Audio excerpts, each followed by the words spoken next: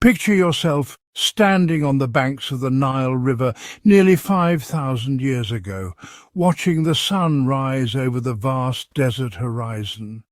The ancient Egyptians who lived along these fertile riverbanks faced the same fundamental mysteries that would eventually give birth to philosophy. Yet their approach to understanding reality was profoundly different from what would emerge in later centuries. They lived in a world where every natural phenomenon had a divine explanation, where the flooding of the Nile was not a hydrological event, but the tears of the goddess Isis, and where the daily journey of the sun across the sky was literally the god Ra sailing his boat through the heavens and the underworld. Before humans began to think philosophically, they understood their world through what we call mythological thinking, a rich tapestry of stories that provided meaning, explanation and comfort in the face of an often chaotic and unpredictable existence. These early myths were not merely entertainment or primitive superstition, as they are sometimes dismissively characterized, but rather sophisticated attempts to make sense of the fundamental questions that still occupy philosophers today. When ancient peoples asked themselves why the world existed, why humans suffered, why natural disasters occurred, or what happened after death, they found their answers in elaborate narratives featuring gods, heroes, and cosmic forces engaged in eternal struggles that mirrored human experiences on a divine scale. The Egyptian civilization, which flourished along the Nile for over 3 millennia, developed one of the most complex and influential mythological systems in human history. They all held that the world had arisen out of the lifeless waters of chaos, called Nu, according to their creation stories. According to ancient Egyptian creation myths, the god Atum created the world out of chaos, utilizing his own magic, establishing a world view where divine power and magical forces were the ultimate explanations for existence itself.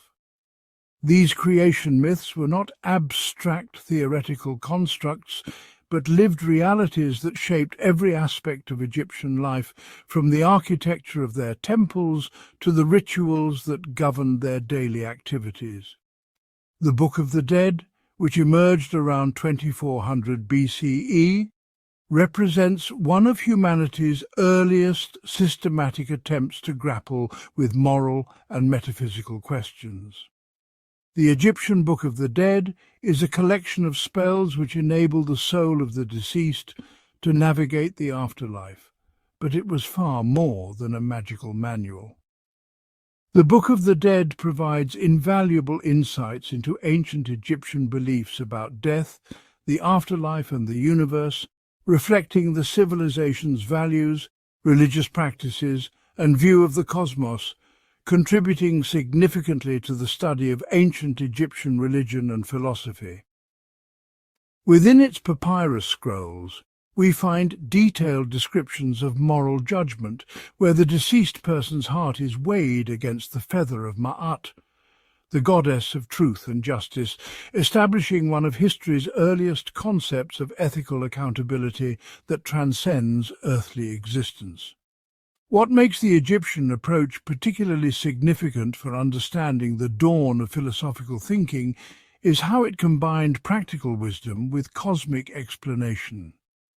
The Egyptians did not simply tell stories about gods, they developed systematic approaches to understanding right and wrong, the nature of the soul, and the structure of reality itself.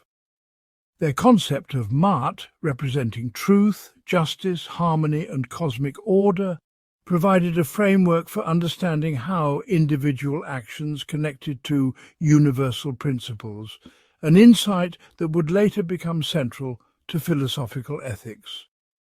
When an Egyptian scribe wrote instructions for living a virtuous life, he was not merely offering practical advice, but articulating a vision of how human behavior aligned with the fundamental order of the universe. Meanwhile, in the fertile crescent of Mesopotamia, another great civilization was developing its own profound mythological literature that would influence human thinking for millennia to come. The Epic of Gilgamesh, composed around 2100 BCE, stands as one of the earliest and most powerful explorations of themes that would later become central to philosophical inquiry. This ancient Mesopotamian epic tells the story of a king's quest for immortality, following the death of his beloved friend Enkidu. And in doing so, it grapples with questions about the meaning of life, the inevitability of death, the nature of friendship, the relationship between civilization and nature, and the limits of human power and knowledge. Gilgamesh begins as a tyrannical ruler, two-thirds divine and one-third human, whose excessive pride and abuse of power lead the gods to create Enkidu as his equal and eventual friend. Through their adventures together, Gilgamesh learns about loyalty, sacrifice, and the value of human companionship. But when Enkidu dies as punishment for their killing of divine monsters, Gilgamesh is confronted with the reality of mortality in a way that transforms his understanding of what it means to be human. His subsequent quest to find the secret of eternal life takes him to the ends of the earth, where he encounters Utnapishtim, the survivor of the Great Flood, who tells him that immortality is not for humans to possess. The wisdom that Gilgamesh ultimately gains is not the immortality he sought, but rather an acceptance of human limitations and an appreciation for the achievements that mortals can accomplish within their finite lifespans. When he returns to his city of Uruk, he no longer seeks to transcend his humanity, but instead takes pride in the walls he has built and the civilization he has created. This narrative arc represents a sophisticated meditation on themes that would later occupy philosophers for centuries: the tension between human aspirations and human limitations, the relationship between individual desires and social responsibilities, and the search for meaning in the face of mortality. The Mesopotamian wisdom literature, which includes not only the Epic of Gilgamesh but also texts like the Enuma Elish creation story and various collections of proverbs and moral instructions, established patterns of thinking that would prove crucial for the later development of philosophy. These texts asked fundamental questions about the nature of reality, the source of moral authority, the meaning of human existence, and the proper relationship between individuals and their communities. While they answered these questions through mythological narratives rather than rational argument, they established the questions themselves as worthy of serious intellectual attention. What distinguishes these early mythological approaches from later philosophical thinking is not necessarily their subject matter, since both myth and philosophy concern themselves with ultimate questions about reality and human existence, but rather their method of inquiry and explanation. Mythological thinking explains phenomena by embedding them within dramatic narratives featuring personified forces and supernatural beings. When ancient peoples wondered why earthquakes occurred, they might explain them as the result of a cosmic serpent stirring beneath the earth. Or when they sought to understand why some people prosper while others suffer, they might attribute these differences to the favor or disfavor of various gods. This mythological mode of explanation served several important functions that help us understand why it dominated human thinking for so many centuries before philosophical approaches emerged. First, it provided emotionally satisfying explanations that connected natural phenomena to human-like motivations and intentions, making an often incomprehensible world feel more familiar and manageable. Second, it established social cohesion by providing shared stories that defined group identity and common values. Third, it offered practical guidance for living by embedding moral teachings within memorable narratives. Fourth, it satisfied the human need for meaning by situating individual lives within cosmic dramas of ultimate significance. As we move beyond the Mediterranean civilizations of Egypt and Mesopotamia, we discover that this mythological approach to understanding reality was not unique to these cultures, but rather represented a universal stage in human intellectual development. In ancient China, during the Shang dynasty around 1200 BCE, we find evidence of sophisticated attempts to understand the world through divination practices involving oracle bones. These artifacts, typically made from turtle shells or ox shoulder blades, were used by royal diviners to communicate with ancestral spirits and divine the will of heaven regarding matters of state, warfare, agriculture, and personal conduct. The oracle bone inscriptions represent some of the earliest Chinese writing, and they reveal a worldview in which the living and the dead, the natural and supernatural, the earthly and heavenly realms were intimately connected through relationships of mutual influence and responsibility. The Chinese concept of the mandate of heaven, which held that legitimate political authority depended upon moral virtue and cosmic approval, established a framework for thinking about the relationship between ethics and power that would profoundly influence Chinese philosophy for centuries to come. When a Shang king consulted the oracle bones about whether to launch a military campaign or when to plant crops, he was operating within a sophisticated system of thought that connected immediate practical decisions to ultimate metaphysical principles. The divination practices recorded on oracle bones were not merely superstitious rituals, but represented systematic attempts to understand the underlying order of reality and humanity's place within it. The diviners who interpreted the patterns of cracks that appeared when heat was applied to the bones were, in their own way, engaging in the same fundamental activity that would later characterize philosophical inquiry. They were seeking to discern general principles that could guide human action and understanding. The questions they asked about the nature of legitimate authority, the relationship between moral behavior and practical success, and the proper way to harmonize human activities with natural processes would continue to occupy Chinese philosophers throughout their history. Similarly, in the Indian subcontinent, the Vedic traditions that emerged around 1500 BCE established another profound approach to understanding reality that combined mythological narratives with increasingly sophisticated metaphysical speculation. The Vedas, which consist of hymns, rituals, and philosophical discussions, represent humanity's earliest systematic exploration of questions about the ultimate nature of reality, the relationship between the individual soul and universal consciousness, and the proper way to live in harmony with cosmic principles.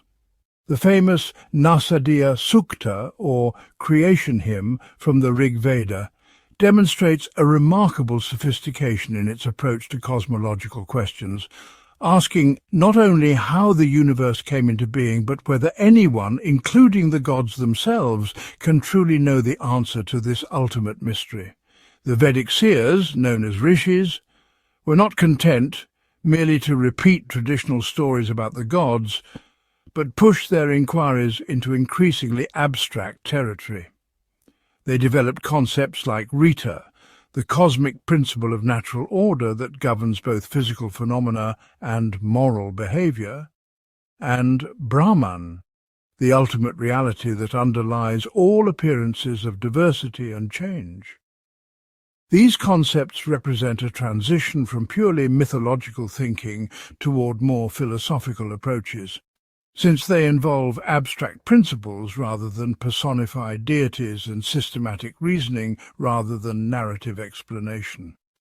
What makes the Vedic tradition particularly significant for understanding the emergence of philosophical thinking is how it gradually moved from external ritual practices toward internal spiritual disciplines, and from concrete mythological imagery toward abstract metaphysical concepts. The Upanishads, which represent the philosophical culmination of Vedic thought, contain dialogues and meditations that would not seem out of place in later philosophical literature. When an Upanishadic sage declares that all this is indeed Brahman, or explores the relationship between the individual self and universal consciousness, he is engaging in the kind of systematic conceptual analysis that characterizes philosophical inquiry. The crucial question that emerges from examining these diverse ancient civilizations is why human beings eventually began to supplement and sometimes replace mythological explanations with more systematic rational inquiry. What caused the transition from asking which god is responsible for this phenomenon to asking how does this phenomenon actually work? Or from what do the traditional stories tell us about how to live, to what can we figure out through careful reasoning about the best way to live? Several factors contributed to this momentous shift in human thinking, a shift that would ultimately give birth to philosophy as we know it. First, the increasing complexity of ancient civilizations created new social and intellectual challenges that traditional mythological frameworks struggled to address adequately. As societies became larger and more diverse, with extensive trade networks bringing different cultures into contact with one another, people became aware that different groups had different stories about the same phenomena, raising questions about which version was correct, or whether any of them captured the full truth.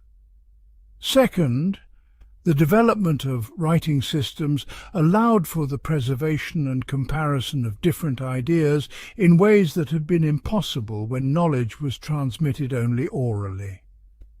When various accounts of creation or moral instruction could be written down and studied side by side, inconsistencies became more apparent, and the possibility of subjecting these accounts to critical analysis became more feasible. The ability to record and manipulate abstract symbols also facilitated the development of more sophisticated forms of reasoning, including the mathematical thinking that would prove so important for early philosophical inquiries. Third, technological and economic developments created a class of people who had sufficient leisure time to engage in sustained intellectual inquiry. The emergence of specialized crafts, long-distance trade, and more efficient agricultural techniques meant that not everyone needed to spend all their time on immediate survival needs. This created space for individuals to pursue questions that, while not immediately practical, satisfied deep human needs for understanding and meaning. Fourth, the very success of mythological thinking in some areas highlighted its limitations in others.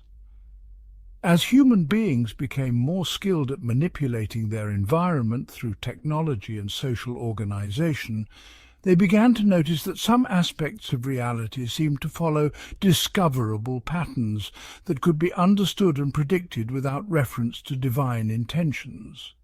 The regularity of astronomical phenomena, the predictability of certain natural processes, and the effectiveness of certain techniques for agriculture, medicine, and craftsmanship suggested that at least some aspects of reality might be governed by principles that human reason could discover and understand. The transition from mythological to philosophical thinking was neither sudden nor complete. Many of the earliest philosophers continued to express their ideas through poetic language and mythological imagery, and philosophical thinking never entirely replaced the human need for meaning. making narratives that connect individual lives to larger cosmic purposes. What changed was not so much the abandonment of all mythological elements, but rather the introduction of new standards of evidence and argumentation, a willingness to subject traditional beliefs to critical examination, and a confidence in the power of human reason to discover truth about the fundamental nature of reality. As we stand at the threshold of examining how this philosophical revolution began in ancient Greece around 600 BCE, we can appreciate how the mythological thinking of earlier civilizations provided both the questions and the intellectual tools that made philosophical inquiry possible. The Egyptians, Mesopotamians, Chinese and Indians had already identified the fundamental problems that would occupy philosophers for centuries. Questions about the ultimate nature of reality, the source of moral authority, the meaning of human existence, and the proper relationship between individuals and their communities. They had also developed sophisticated intellectual techniques for exploring these questions, including systematic reasoning, abstract conceptualization, and critical analysis of competing viewpoints. What the earliest Greek philosophers would add to this foundation was a new confidence in the power of reason alone, without appeal to divine authority or traditional wisdom, to discover truth about the world. They would ask not, "What do the gods say about the nature of reality?" but what can we figure out for ourselves through careful observation and logical reasoning? This shift in approach, while building upon the intellectual achievements of earlier civilizations, would prove to be one of the most revolutionary developments in human history, establishing the foundation for all subsequent scientific and philosophical inquiry, and inaugurating the great conversation about ultimate questions that continues to this day. The Greek miracle. When humans first dared to think after that in the ancient world around 600 years before the birth of Christ, most people everywhere explained the mysteries of existence through stories about gods and supernatural forces. Lightning struck because Zeus was angry. Earthquakes happened when Poseidon was upset. The sun moved across the sky because Helios drove his golden chariot from east to west each day. This was how humans had always made sense of their world, through colourful tales passed down from generation to generation. But in a small collection of Greek city-states scattered around the Mediterranean Sea, something extraordinary was about to happen that would change human thinking forever. The transformation began not in the great cities of Athens or Sparta, but in the bustling trading ports along the coast of what we now call Turkey.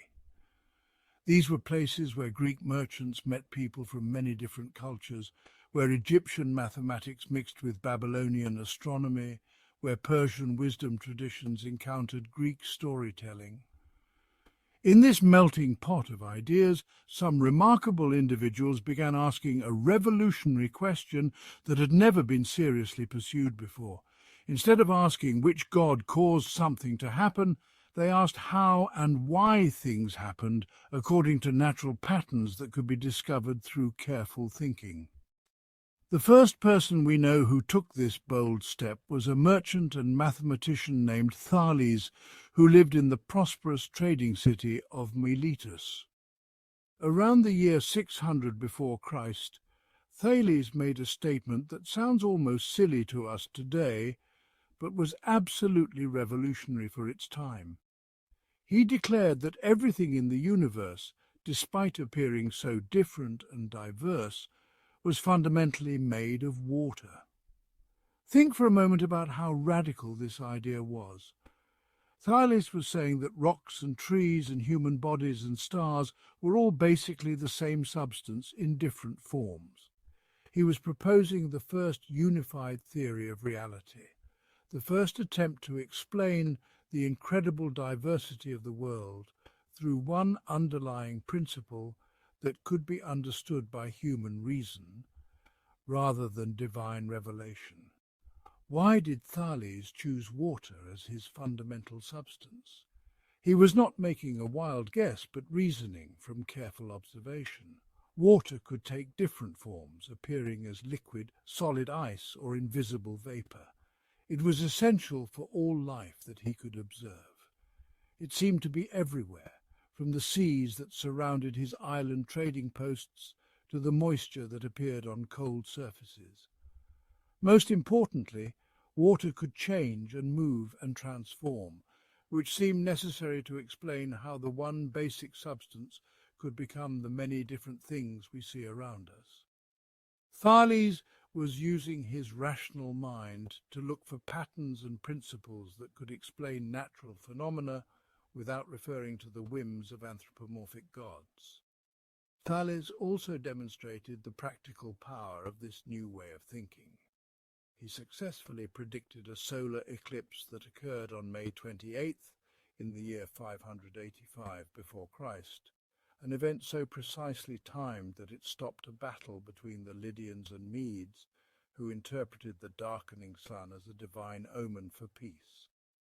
He also applied geometric principles learned from Egyptian surveyors to calculate the height of pyramids by measuring their shadows, and he reportedly became wealthy by using his understanding of natural patterns to predict a good olive harvest and corner the market on olive presses.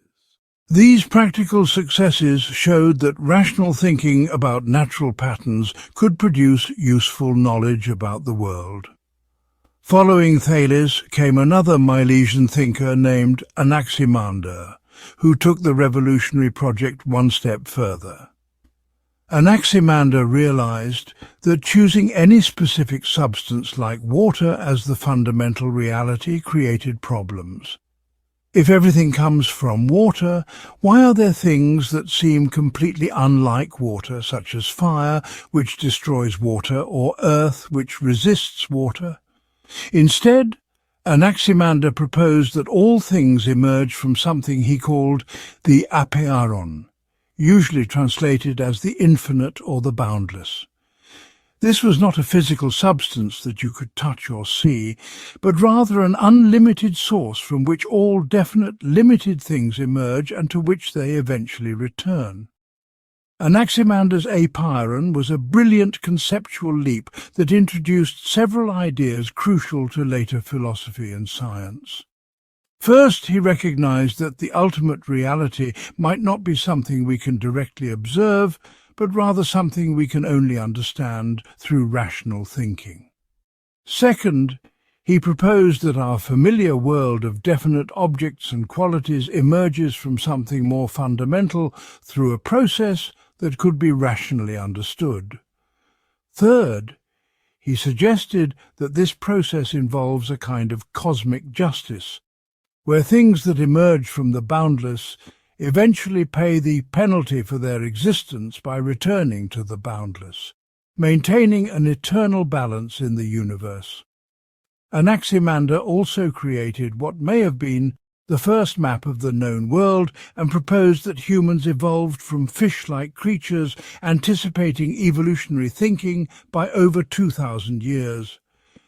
He argued that the Earth floats freely in space, held in position not by resting on something else, but by being equidistant from all other cosmic bodies, a remarkably sophisticated insight that anticipated later astronomical discoveries. His work shows how quickly rational thinking about nature could generate revolutionary ideas that challenged common-sense assumptions about reality. The next major figure in this tradition was Heraclitus of Ephesus, a man so obscure in his writing style that later Greeks called him the Dark One. Heraclitus proposed what might seem like a step backward by choosing fire as the fundamental element, but his real contribution was recognizing change itself as the most basic feature of reality. His famous statement that you cannot step into the same river twice captured a profound insight about the nature of existence. The river looks the same from day to day, but it is actually composed of completely different water flowing through the same banks. Everything in reality, Heraclitus argued, is like this river, maintaining apparent stability through constant underlying change. Heraclitus introduced the concept of logos, a rational principle or divine reason that governs the constant changes in the world. This logos ensures that change happens according to intelligible patterns rather than randomly. Day regularly follows night, seasons cycle in order, living things are born and die in predictable ways, and even human societies rise and fall according to comprehensible patterns. The Logos makes it possible for humans to understand the world through reason, because the same rational principle that governs cosmic changes also operates in human thinking when it functions correctly. The Heraclitean worldview was fundamentally dynamic, seeing apparent stability as always temporary and emphasizing the unity of opposites. Hot exists only in relation to cold, up has meaning only in contrast to down. Life defines itself against death, and justice emerges through the tension between competing forces. This meant that conflict and struggle were not unfortunate departures from ideal harmony, but rather the very processes through which cosmic order maintains itself. War, Heraclitus said, is the father and king of all things, not because violence is good, but because the tension between opposing forces generates the energy that keeps the world moving and changing. While Heraclitus was developing his philosophy of universal change in Ephesus, a very different thinker named Parmenides was working in the Greek colonies of southern Italy.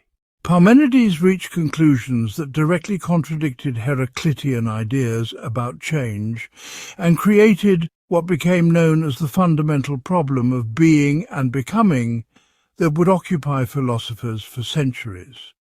Through a careful logical argument presented in a poem describing a mystical journey guided by a goddess, Parmenides argued that genuine reality never changes at all, and that the world of change and diversity that we experience through our senses is actually a systematic illusion.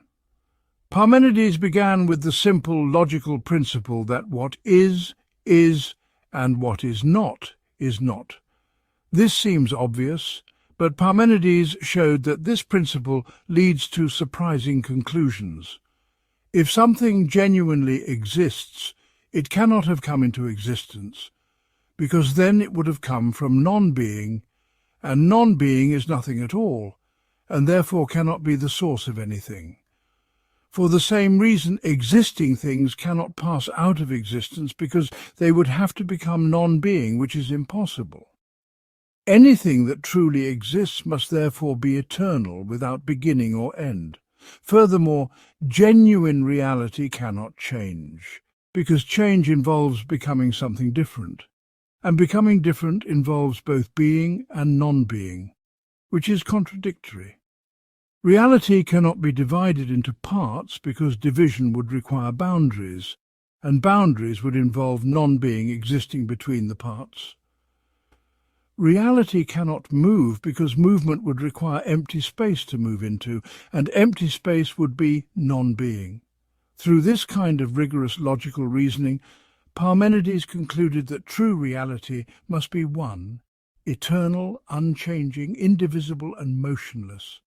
But if this is what reality is really like, how do we explain the world of change, diversity, and movement that we experience every day? Parmenides argued that this familiar world is the result of human error and illusion. Our senses deceive us by presenting us with appearances of change and multiplicity. But rational thinking reveals that these appearances cannot correspond to genuine reality. This created a fundamental split between the world as it appears to us and the world as it really is, a distinction that would profoundly influence later philosophy and science. The challenge posed by Parmenides led to the development of atomic theory by Democritus of Abdera, one of the most remarkable intellectual achievements of the ancient world. Democritus accepted Parmenides' logical arguments about genuine being, but found a way to preserve the reality of change and diversity that we experience. He proposed that reality consists of two fundamental kinds of existence, atoms and void. Atoms are tiny, indivisible particles that individually satisfy all of Parmenides' requirements for genuine being. Each atom is eternal, unchanging, indivisible, and internally motionless. But atoms exist in void, which is a kind of structured nothingness that provides space for atoms to move and combine in different arrangements. According to Democritus, everything we experience results from atoms moving through void and temporarily combining into larger structures, before eventually separating and recombining in new arrangements. A tree grows when atoms arrange themselves in tree-like patterns, and the tree dies when those atoms separate and move into different combinations. Human beings are atomic combinations that can think and perceive, because thinking and perceiving are natural processes that happen when atoms of certain kinds interact in specific ways. Even the gods, if they exist, are atomic combinations, though presumably more stable and longer lasting than human combinations.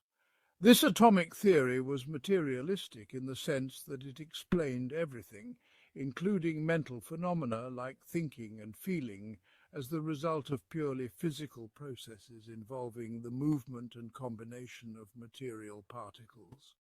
It was mechanistic in the sense that atoms interact according to regular patterns that could in principle be understood and predicted.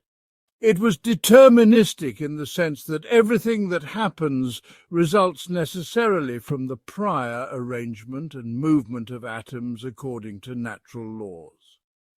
This made Democritus one of the earliest thinkers to propose a completely naturalistic worldview that explained all phenomena without reference to supernatural intervention. The pre-Socratic revolution represented a fundamental shift in human thinking from mythological to rational explanations of natural phenomena.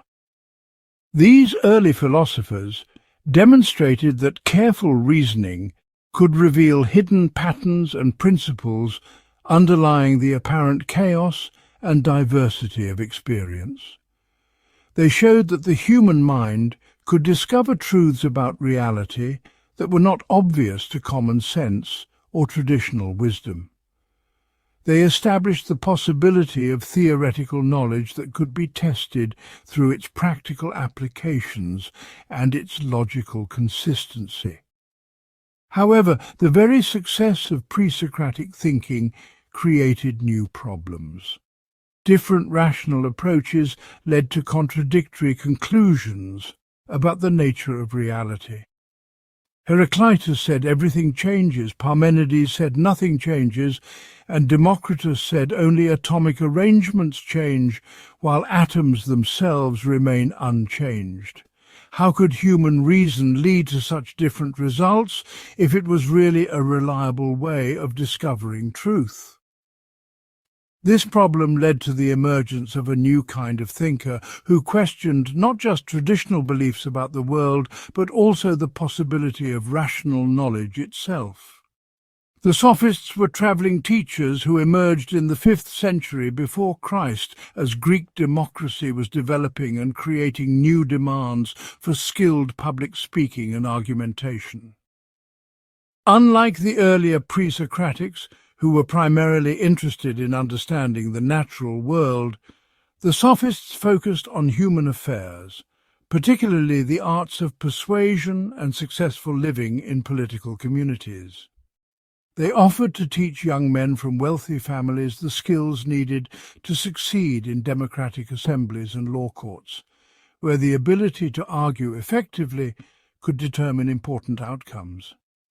The most famous sophist was Protagoras of Abdera, who made the revolutionary claim that man is the measure of all things, meaning that what seems true or good or beautiful to each individual person is true or good or beautiful for that person. This relativistic position was based partly on observations about cultural diversity. Greeks considered it normal and proper to expose unwanted infants, while Egyptians considered this practice abhorrent. Greeks thought it obvious that only men should participate in politics, while some barbarian tribes were ruled by women. Greeks believed their gods were the true ones, while every other culture had completely different religious beliefs and practices. Protagoras argued that these cultural differences showed that there are no absolute standards of truth, goodness or beauty that apply universally to all people at all times. Instead, what counts as true or good depends on particular circumstances and perspectives. This did not mean that all beliefs are equally useful or effective. Some beliefs work better than others in specific situations, and the sophists' job was to teach people how to identify and argue for beliefs that would be effective in achieving their goals. The art of rhetoric was essentially the art of making weak arguments appear strong by adapting them skillfully to particular audiences and circumstances.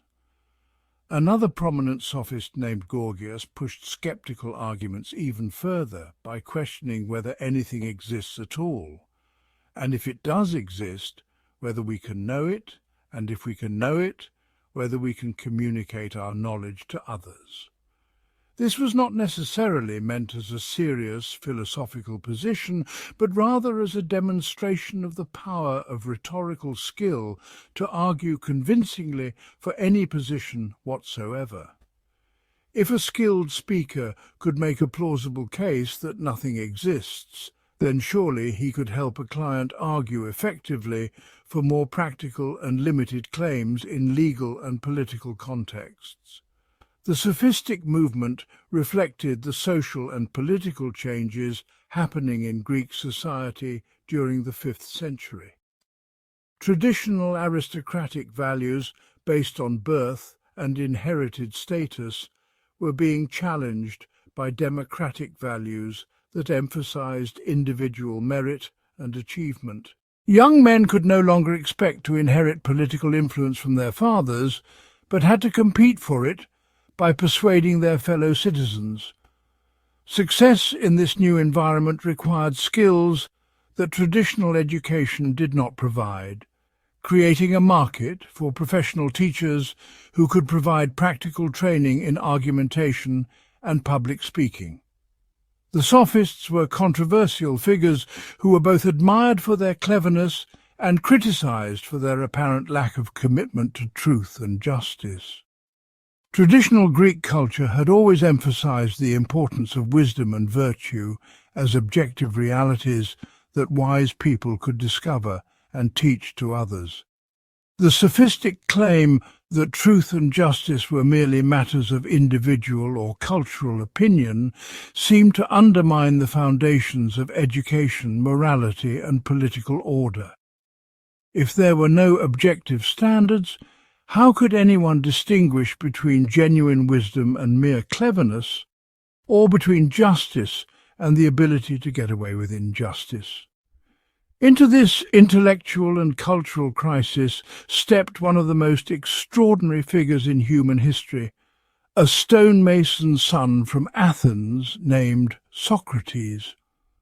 Unlike the pre-Socratics who wrote books explaining their theories about nature, and unlike the sophists who gave speeches demonstrating their rhetorical skills, Socrates spent his time in the marketplace and gymnasium of Athens, engaging his fellow citizens in conversations about fundamental questions of human life. He claimed to know nothing himself, but to be skilled at helping others discover what they really knew by asking them carefully chosen questions. The Socratic method involved approaching someone who claimed to have knowledge about some important topic and asking them to define or explain what they claimed to know.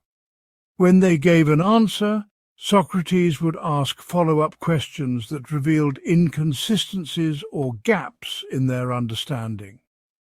Through this process of questioning, most people discovered that they did not really understand things they thought they understood clearly. A general who claimed to know about courage would find himself unable to explain what courage really is. A religious leader who claimed to know about piety would discover that he could not give a coherent account of what makes actions pious or impious. This process was often frustrating and embarrassing for Socrates' conversation partners, but Socrates argued that it was beneficial because it freed people from false beliefs that prevented them from genuine learning. He compared himself to a midwife who helps others give birth to ideas that are already within them, or to a gadfly that stings a lazy horse into activity. The unexamined life is not worth living, Socrates declared, because human beings achieve their highest potential only when they use their rational capacities to understand themselves and their place in the world. Socrates was convinced that genuine knowledge was possible and that rational inquiry could discover objective truths about how human beings should live. Unlike the sophists, he believed that virtue and justice were not matters of opinion, but real features of reality that could be understood through careful thinking. However, he also believed that such understanding was much more difficult to achieve than most people assumed, and that the first step towards genuine wisdom was recognizing the extent of one's own ignorance. The Socratic approach to ethics was based on the conviction that no one does wrong, willingly or knowingly. If someone acts unjustly, it must be because they do not really understand what justice requires, because anyone who truly understood justice would necessarily act justly. This meant that moral education was primarily a matter of helping people achieve clearer understanding of moral concepts rather than simply training them to follow rules or conform to social expectations. It also meant that moral responsibility was closely connected to knowledge and understanding in ways that raised complex questions about punishment and forgiveness. Socrates' activities eventually brought him into conflict with Athenian authorities. In 399 before Christ, he was brought to trial on charges of corrupting the youth and introducing new gods. The real reasons for the prosecution were probably more political than religious. Socrates had been associated with several prominent Athenians who were considered enemies of democracy, including Alcibiades, who had betrayed Athens to its enemies, and Critias, who had been a leader of the oligarchic government that briefly overthrew Athenian democracy. His constant questioning of traditional beliefs and authorities may also have seemed dangerous during a period when Athens was struggling to recover from military defeat and internal political conflict. During his trial, Socrates refused to compromise his philosophical mission or apologize for his way of life. He argued that his questioning activities were a service to Athens, commanded by the god Apollo, and that the Athenians would harm themselves more than him by executing him. He suggested that instead of punishing him, they should reward him with free meals for life, as they did for Olympic victors, because his contributions to the city were more valuable than athletic achievements. This kind of response did not help his case with the jury, who voted to condemn him to death. Socrates' friends arranged opportunities for him to escape from prison before his execution, but he refused to flee. In a conversation with his friend Crito, he argued that escaping would be unjust because it would violate his implicit agreement to obey Athenian laws. He had benefited from living in Athens under its legal system, and he could not consistently accept those benefits, while rejecting the legal system's authority when it produced results he disliked. He also argued that doing injustice harms the person who does it, more than being treated unjustly harms the victim, so that escaping would hurt him more than execution would. Socrates died by drinking hemlock poison while discussing the immortality of the soul with his friends. His death became a powerful symbol of the philosopher's commitment to rational inquiry and moral principle, even in the face of social pressure and personal danger. It also raised fundamental questions about the relationship between philosophy and political authority that continue to be debated today. Can a just society tolerate unlimited questioning of its basic assumptions and values? Do philosophers have obligations to their political communities that might require them to limit their pursuit of truth? How should societies handle conflicts between traditional wisdom and innovative thinking? The most brilliant of Socrates' students was a young aristocrat named Plato, who was so deeply affected by his teacher's death that he devoted his life to preserving and developing Socratic ideas. However, Plato went far beyond Socrates in constructing systematic philosophical theories that addressed not only ethical questions, but also fundamental problems about knowledge, reality, and political organization. Where Socrates had focused on exposing ignorance and encouraging further inquiry, Plato attempted to provide positive answers to the questions that Socratic inquiry had raised. Plato's most famous contribution to philosophy was his theory of forms or ideas, which provided a solution to problems about knowledge and reality that had puzzled earlier thinkers.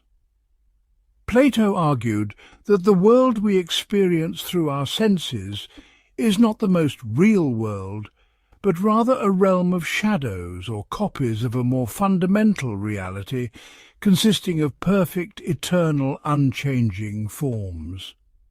These forms are not physical objects that exist in space and time, but rather abstract objects like perfect mathematical entities that can be understood by reason but not perceived by the senses.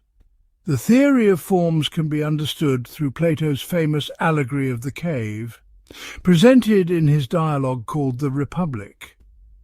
Imagine prisoners chained in a cave so that they can only see shadows cast on the wall in front of them by objects carried behind them past a fire. The prisoners mistake these shadows for reality itself because they have never seen the actual objects that cast the shadows. If one prisoner were freed and turned around, he would first be confused and pained by seeing the fire and the real objects. If he were then dragged outside the cave into sunlight, he would be even more confused and pained.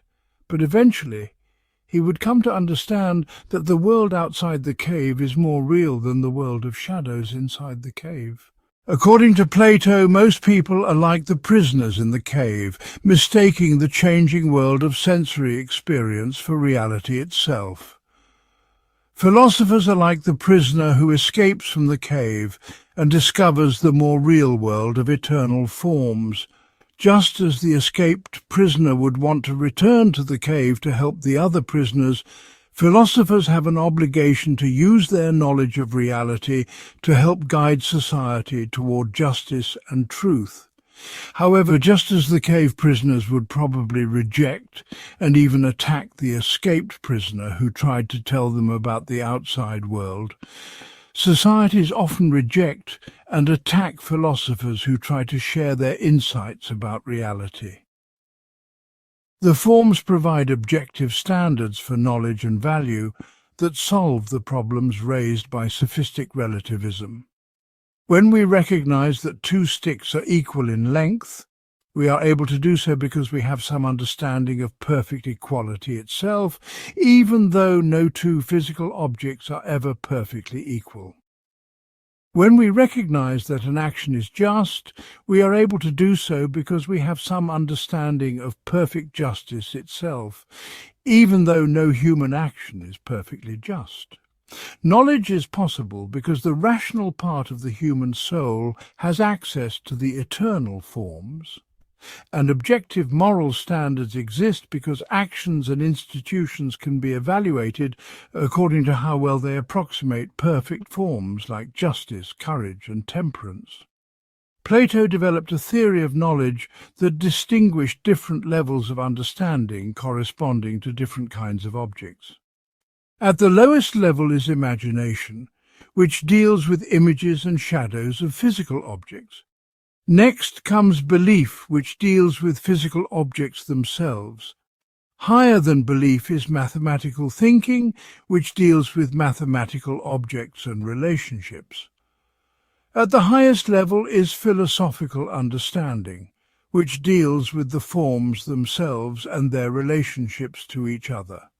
Education should be a process of moving people up through these levels of understanding from imagination toward philosophical knowledge. In the Republic, Plato applied his philosophical insights to design an ideal political community that would embody justice and promote the flourishing of all citizens.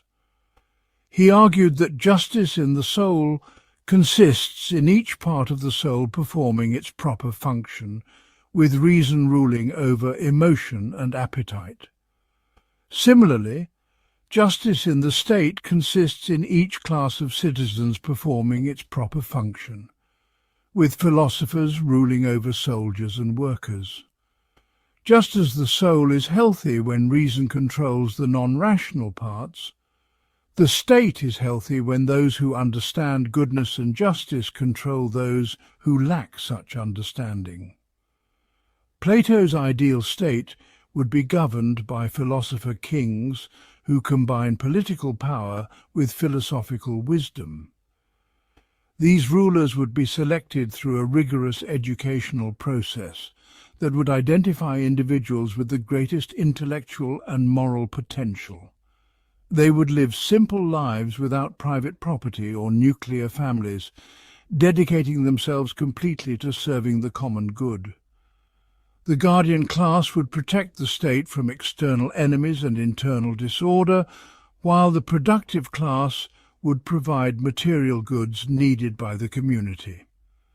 This political vision was based on Plato's conviction that moral and political problems result primarily from ignorance rather than from conflicts of interest or limitations of resources. If people truly understood what justice required, they would willingly act justly, because acting justly is in their genuine self-interest. Political conflict and social disorder result from false beliefs about what is really good for people, and these false beliefs can be corrected through proper education and rational inquiry. Plato established a school called the Academy in Athens around 386 before Christ, which became the first institution of higher learning in the Western world. The Academy was organized around collective inquiry into philosophical questions rather than around the transmission of established doctrines from teachers to students. Students and teachers worked together to develop understanding of mathematical, philosophical, and political topics through dialogue and debate. The inscription over the Academy's entrance reportedly read, "Let no one ignorant of geometry enter here," reflecting Plato's conviction that mathematical training was essential preparation for philosophical thinking. The Academy continued to operate for over 900 years, making it one of the longest-lasting educational institutions in human history. It preserved and developed Platonic ideas through changing historical circumstances and produced many distinguished philosophers, mathematicians, and political thinkers. The Academy's influence on later intellectual development was enormous, contributing to the formation of Christian theology, Islamic philosophy, and Renaissance humanism. However, the Academy's most famous student was also its greatest critic. Aristotle of Stagira studied with Plato for 20 years, but eventually developed philosophical positions that differed fundamentally from his teacher's theories. Where Plato emphasized the transcendent world of forms, Aristotle focused on careful study of the natural world that we experience through our senses. Where Plato saw the material world as a realm of shadows and illusions, Aristotle saw it as the primary reality that philosophy should seek to understand. Aristotle agreed with Plato that knowledge and objective moral standards were possible, but he argued that universals like justice and equality existed in particular things rather than in a separate realm of abstract forms. When we recognize that two objects are equal, we are recognizing a real relationship between those objects, not comparing them to a perfect form of equality that exists independently of the material world.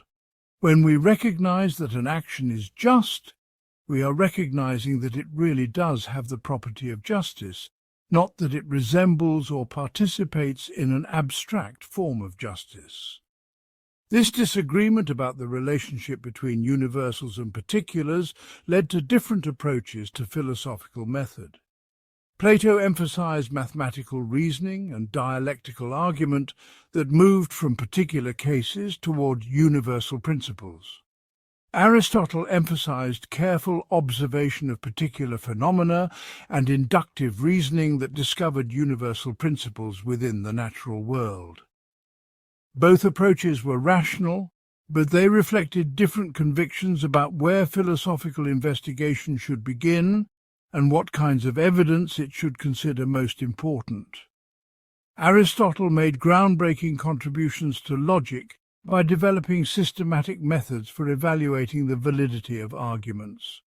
His theory of the syllogism provided rules for determining when conclusions follow necessarily from premises, establishing logical validity as independent of the truth or falsity of particular claims.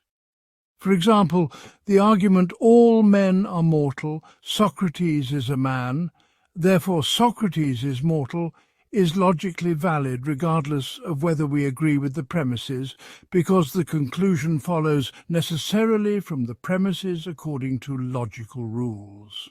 Aristotelian logic became the foundation for rational discourse in philosophy, science, and theology for over 2,000 years.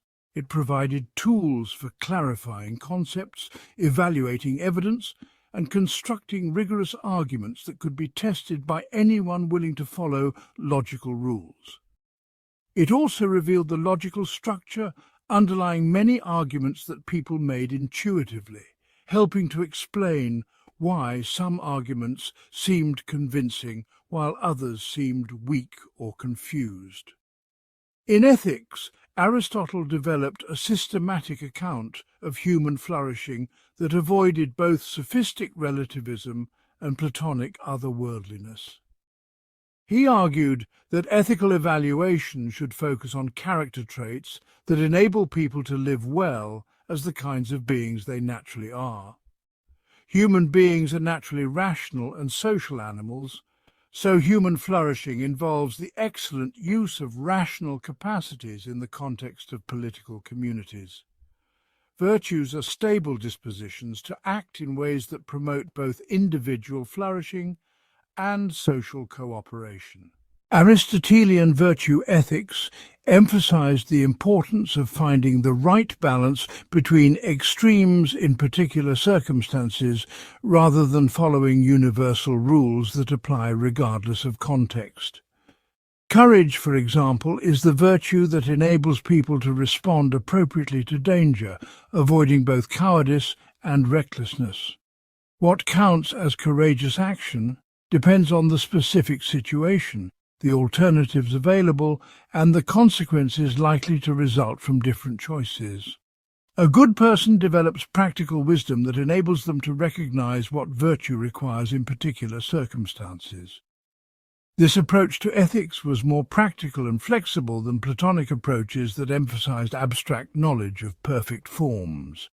It also provided a more positive account of human nature and social life than approaches that emphasized the conflict between reason and emotion or the need to escape from material existence. Aristotelian ethics suggested that human beings could achieve genuine happiness through excellent activity in the natural and social world rather than through escape to a transcendent realm. Aristotle's political philosophy was based on his observation that human beings are naturally political animals who can achieve their full potential only within political communities. Unlike social contract theorists who would later argue that government is an artificial solution to problems created by human selfishness, Aristotle argued that political life is a natural expression of human sociability and rationality. People who live outside political communities are either beasts or gods, but they are not recognizably human. The purpose of political communities is not merely to provide security and material prosperity, but to enable citizens to live well by participating in collective decision-making about important matters. Political participation develops and exercises human rational capacities in ways that purely private activities cannot. It also creates relationships of civic friendship that are essential for human flourishing. Good political communities are those that provide opportunities for citizens to develop their distinctively human capacities through participation in political life. Aristotle established his own school called the Lyceum in Athens around 335 before Christ. Unlike the Academy, which focused primarily on mathematical and philosophical studies, the Lyceum emphasized empirical research in natural science, history, and political theory. Aristotle and his students collected and analyzed enormous amounts of data about natural phenomena, political institutions, and cultural practices from throughout the Greek world and beyond. This empirical approach to research established Aristotle as the founder of many academic disciplines that are still recognized today. His work in biology was based on careful dissection and observation of hundreds of animal species, and his classifications of animals remained influential until the development of modern evolutionary theory. His work in political science was based on comparative analysis of the constitutions of over 150 Greek city-states. His work in literary criticism established principles for analyzing poetry and drama that continue to influence artistic theory into the modern period. The Lyceum operated according to different principles than the Academy, reflecting Aristotelian rather than Platonic approaches to learning. Where the Academy emphasized collective dialogue aimed at discovering universal truths, the Lyceum emphasized systematic research aimed at understanding the natural and social world through careful observation and analysis. Where the Academy was organized around the charismatic leadership of Plato and his successors, the Lyceum was organized around collaborative research projects that could be continued even when particular individuals were absent.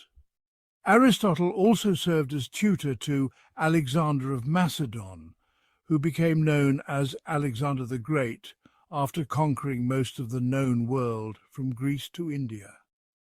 This relationship between the greatest philosopher and the greatest conqueror of the ancient world symbolized the connection between intellectual and political power that would remain important throughout later history. However, Aristotle's political influence on Alexander appears to have been limited, and Alexander's conquests created cultural changes that moved Greek civilization away from the city-state system that Aristotelian political theory assumed. The philosophical revolution that occurred in Greece between 600 and 300 before Christ established most of the fundamental questions and methods that continue to characterize philosophical inquiry today. The pre-Socratics demonstrated that rational thinking could reveal hidden patterns underlying natural phenomena and challenge common sense assumptions about reality. The Sophists showed that rational argument could be used to question traditional beliefs and support multiple perspectives on controversial questions. Socrates developed methods of critical inquiry that could expose the limitations of apparent knowledge and motivate further investigation. Plato constructed systematic theories that addressed fundamental questions about knowledge, reality, and value. Aristotle developed empirical methods for studying the natural and social world and logical methods for evaluating arguments. These Greek innovations were revolutionary because they established the possibility of rational discourse about fundamental questions that had previously been addressed only through religious revelation, traditional wisdom, or artistic imagination. They showed that human beings could use their natural intellectual capacities to understand themselves and their world without relying on supernatural authority or cultural convention. They created institutions and methods for preserving and transmitting rational knowledge that could be tested and improved by future generations of thinkers. The Greek philosophical revolution also established the tension between philosophy and other approaches to fundamental questions that continues to generate controversy today. Philosophers claimed that rational inquiry could discover truths about reality and values that might conflict with religious teachings, traditional beliefs, or popular opinions. This claim implied that philosophers had access to knowledge that was superior to the knowledge available through other sources, and that philosophical knowledge ought to influence how people lived and how societies were organized.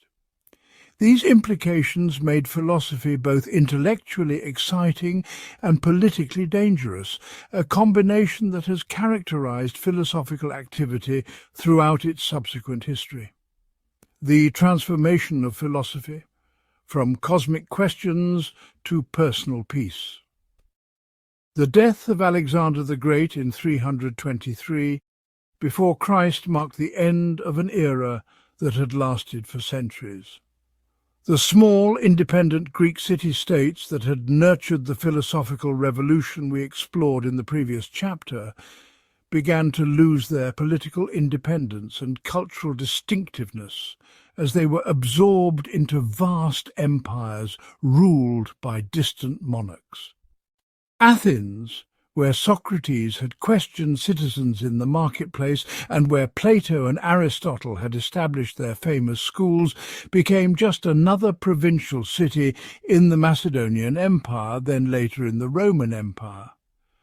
This dramatic change in political and social circumstances created new challenges for human life that required new philosophical responses.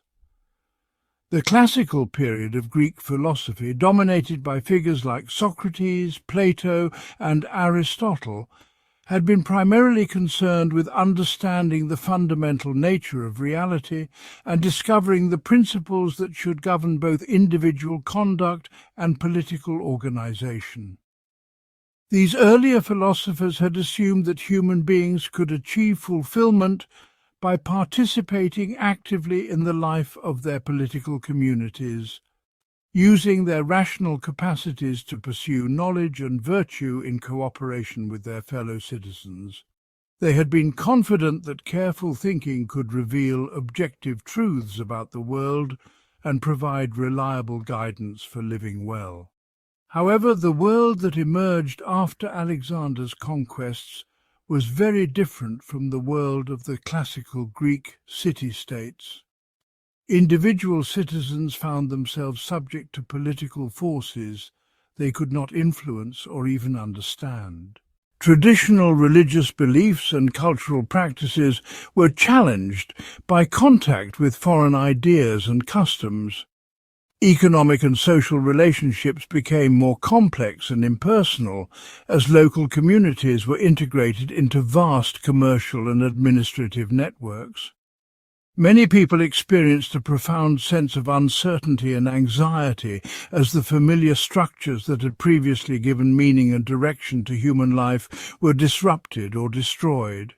In response to these new circumstances, philosophy underwent a fundamental transformation that shifted its primary focus from theoretical questions about the nature of reality to practical questions about how individuals could achieve happiness and peace of mind in an uncertain and often hostile world.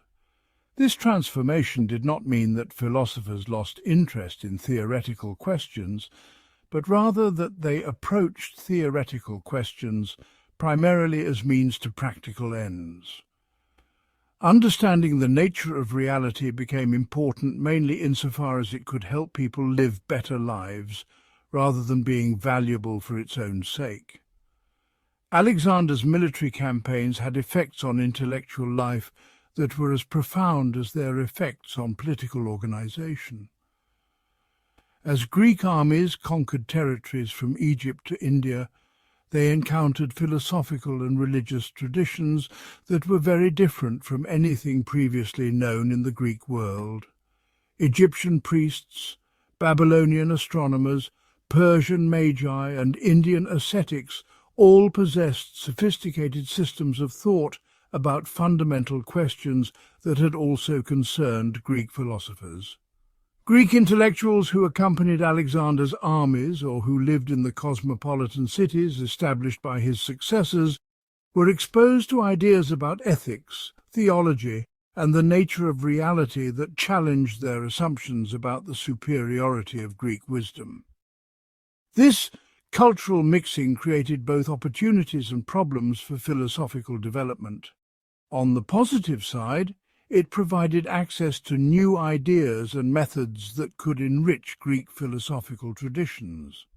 The Stoic emphasis on cosmic sympathy, the Epicurean interest in atomic theory, and the skeptical development of arguments against the possibility of knowledge all drew inspiration from non-Greek sources.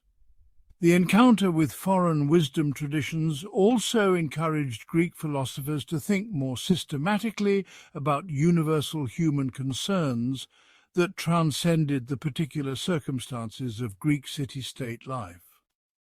On the negative side, cultural mixing created confusion and disagreement about fundamental questions that had previously seemed settled.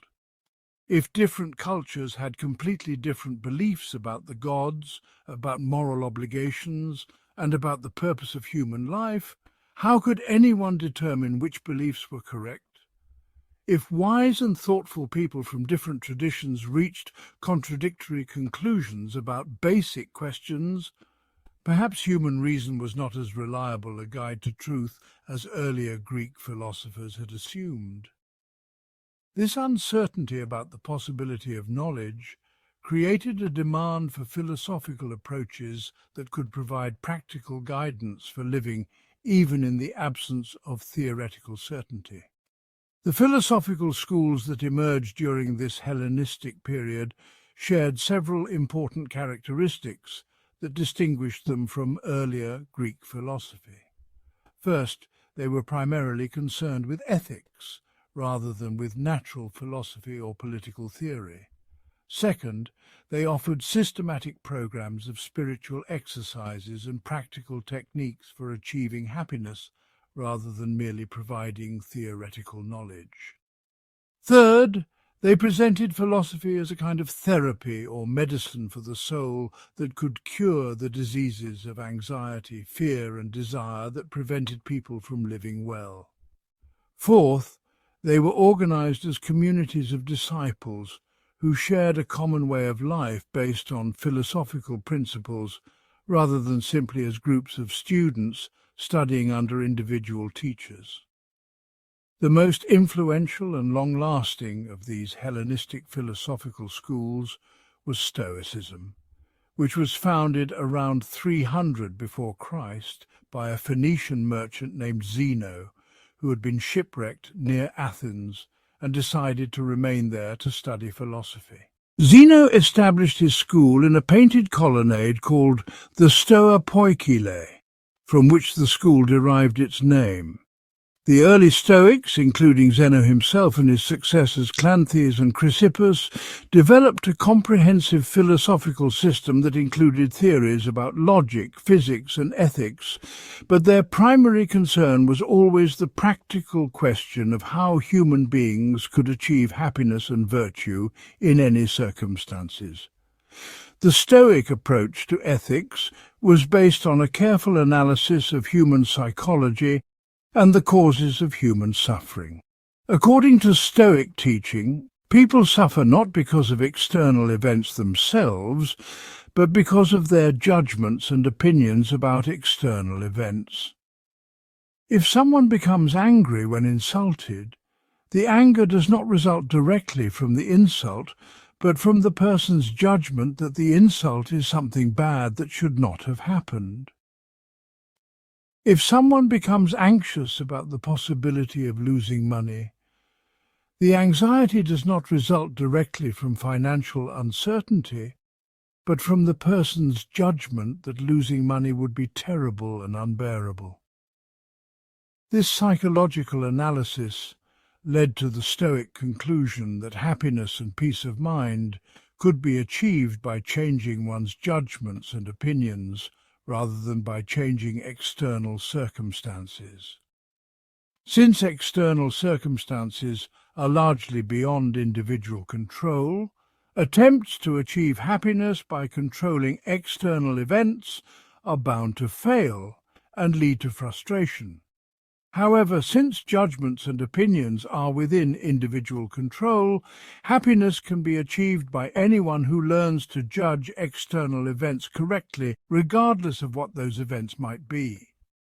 The Stoics argued that correct judgment about external events requires understanding the fundamental distinction between things that are within our control and things that are not within our control. Our choices, decisions, judgments, and mental attitudes are within our control, but everything else, including our health, wealth, reputation, and even our lives, is not entirely within our control. Wisdom consists in focusing our attention and energy exclusively on things within our control, while accepting with equanimity whatever happens with regard to things not within our control. This does not mean that Stoics were indifferent to external circumstances, or that they made no effort to influence events in the world around them. Rather, it means that they distinguished between proper and improper ways of relating to external circumstances. It is proper to prefer health to sickness, wealth to poverty, and good reputation to bad reputation, and it is proper to act in ways that tend to promote preferred outcomes. However, it is improper to base one's happiness and peace of mind on achieving preferred outcomes, because this makes one's emotional well-being dependent on factors beyond one's complete control. The Stoic ideal was to achieve a state of mind in which one could act effectively in the world while remaining emotionally detached from the results of one's actions. A Stoic farmer would plant crops carefully and tend them diligently, but would not be disturbed if drought or floods destroyed the harvest, because the farmer's happiness would depend on having done his job well, rather than on the external outcome that resulted. A Stoic political leader would work conscientiously to promote justice and good government, but would not be upset if his efforts were unsuccessful, because his satisfaction would come from having acted virtuously rather than from achieving particular political results. This Stoic approach to life required extensive training and practice that involved both intellectual understanding and emotional discipline. Stoic students were taught to analyze their emotional reactions to events in order to identify the judgments that produced those reactions, and then to examine those judgments critically to determine whether they were consistent with Stoic principles. They practiced daily exercises designed to strengthen their ability to accept unpleasant events with equanimity and to resist the temptation to base their self-esteem on external achievements or possessions. One of the most influential Stoic teachers was Epictetus, who had been born a slave around the year 50 of the Common Era and had achieved his freedom only as an adult. Epictetus's personal experience of powerlessness and subordination gave special credibility to his teaching that happiness could be achieved regardless of external circumstances. If a slave could achieve inner freedom and peace of mind through philosophical practice, then surely anyone could do so regardless of their social position or material circumstances. Epictetus taught that we are like actors in a play written by someone else. We do not choose our roles or control how the play develops, but we are responsible for playing our assigned roles as well as possible. Whether we are assigned the role of a rich person or a poor person, a healthy person or a sick person, a powerful person or a powerless person, our job is to play that role excellently, rather than to complain about not having been assigned a different role. The person who plays the role of a beggar excellently is more successful than the person who plays the role of a king poorly. This metaphor captured the Stoic conviction that virtue and happiness depend on how we respond to our circumstances, rather than on what those circumstances happen to be. External events are neither good nor bad in themselves, but become good or bad depending on how we choose to relate to them. The person who uses poverty as an opportunity to practice self-discipline and compassion develops virtue and achieves happiness, while the person who uses wealth as an excuse for selfishness and self-indulgence develops vice and becomes miserable. This means that everyone, regardless of their external situation, has equal opportunity to achieve the most important goals of human life. The most famous Stoic practitioner was Marcus Aurelius, who ruled the Roman Empire from 161 to 180 of the Common Era, and was therefore one of the most powerful people in the ancient world. Despite his enormous political responsibilities and material privileges, Marcus Aurelius remained committed to Stoic principles throughout his life, and recorded his personal reflections on Stoic philosophy in a notebook that was never intended for publication, but that has become one of the most influential works of ancient philosophy. Marcus Aurelius's meditations provide a unique window into the inner life of someone trying to practice Stoic principles while dealing with the pressures and temptations of supreme political power. His reflections show how Stoic ideas could be applied to the practical challenges of governing an empire, managing subordinates, dealing with critics and enemies, coping with personal illness and family problems, and preparing for death. They also reveal the difficulty of maintaining Stoic equanimity in the face of human suffering and injustice, and the constant effort required to resist the natural human tendencies toward anger, fear, pride, and despair. The Emperor's personal notebook contains reminders to himself about basic Stoic principles, exercises for maintaining proper perspective on daily events, and reflections on the transitory nature of all human achievements. Marcus Aurelius reminds himself that fame and glory are meaningless because they depend on the opinions of people who will themselves soon be dead and forgotten. He reflects that even the greatest empires and the most magnificent cities eventually crumble into dust, so that attachment to political success or material accomplishments is ultimately futile. He practices contemplating his own death in order to reduce his anxiety about mortality and to focus his attention on what is truly important in the limited time available to him. These personal meditations demonstrate how Stoic philosophy could provide practical guidance and emotional support for people facing the most challenging circumstances. Marcus Aurelius was dealing with military campaigns against barbarian tribes, plague epidemics that killed thousands of his subjects, political conspiracies that threatened his rule, and family tragedies that caused him personal grief. Yet his philosophical practice enabled him to maintain his commitment to justice and duty while avoiding the bitterness and despair that might otherwise have resulted from such difficulties.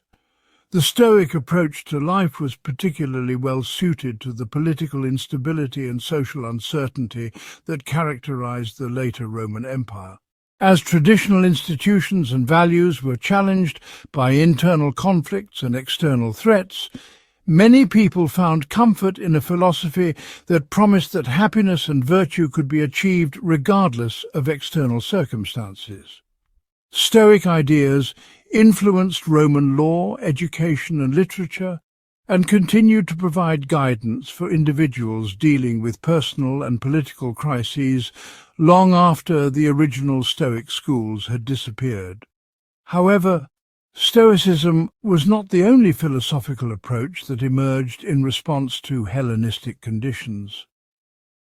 Around the same time that Zeno was establishing his school in Athens, another philosopher named Epicurus was developing a very different approach to the problem of achieving happiness and peace of mind.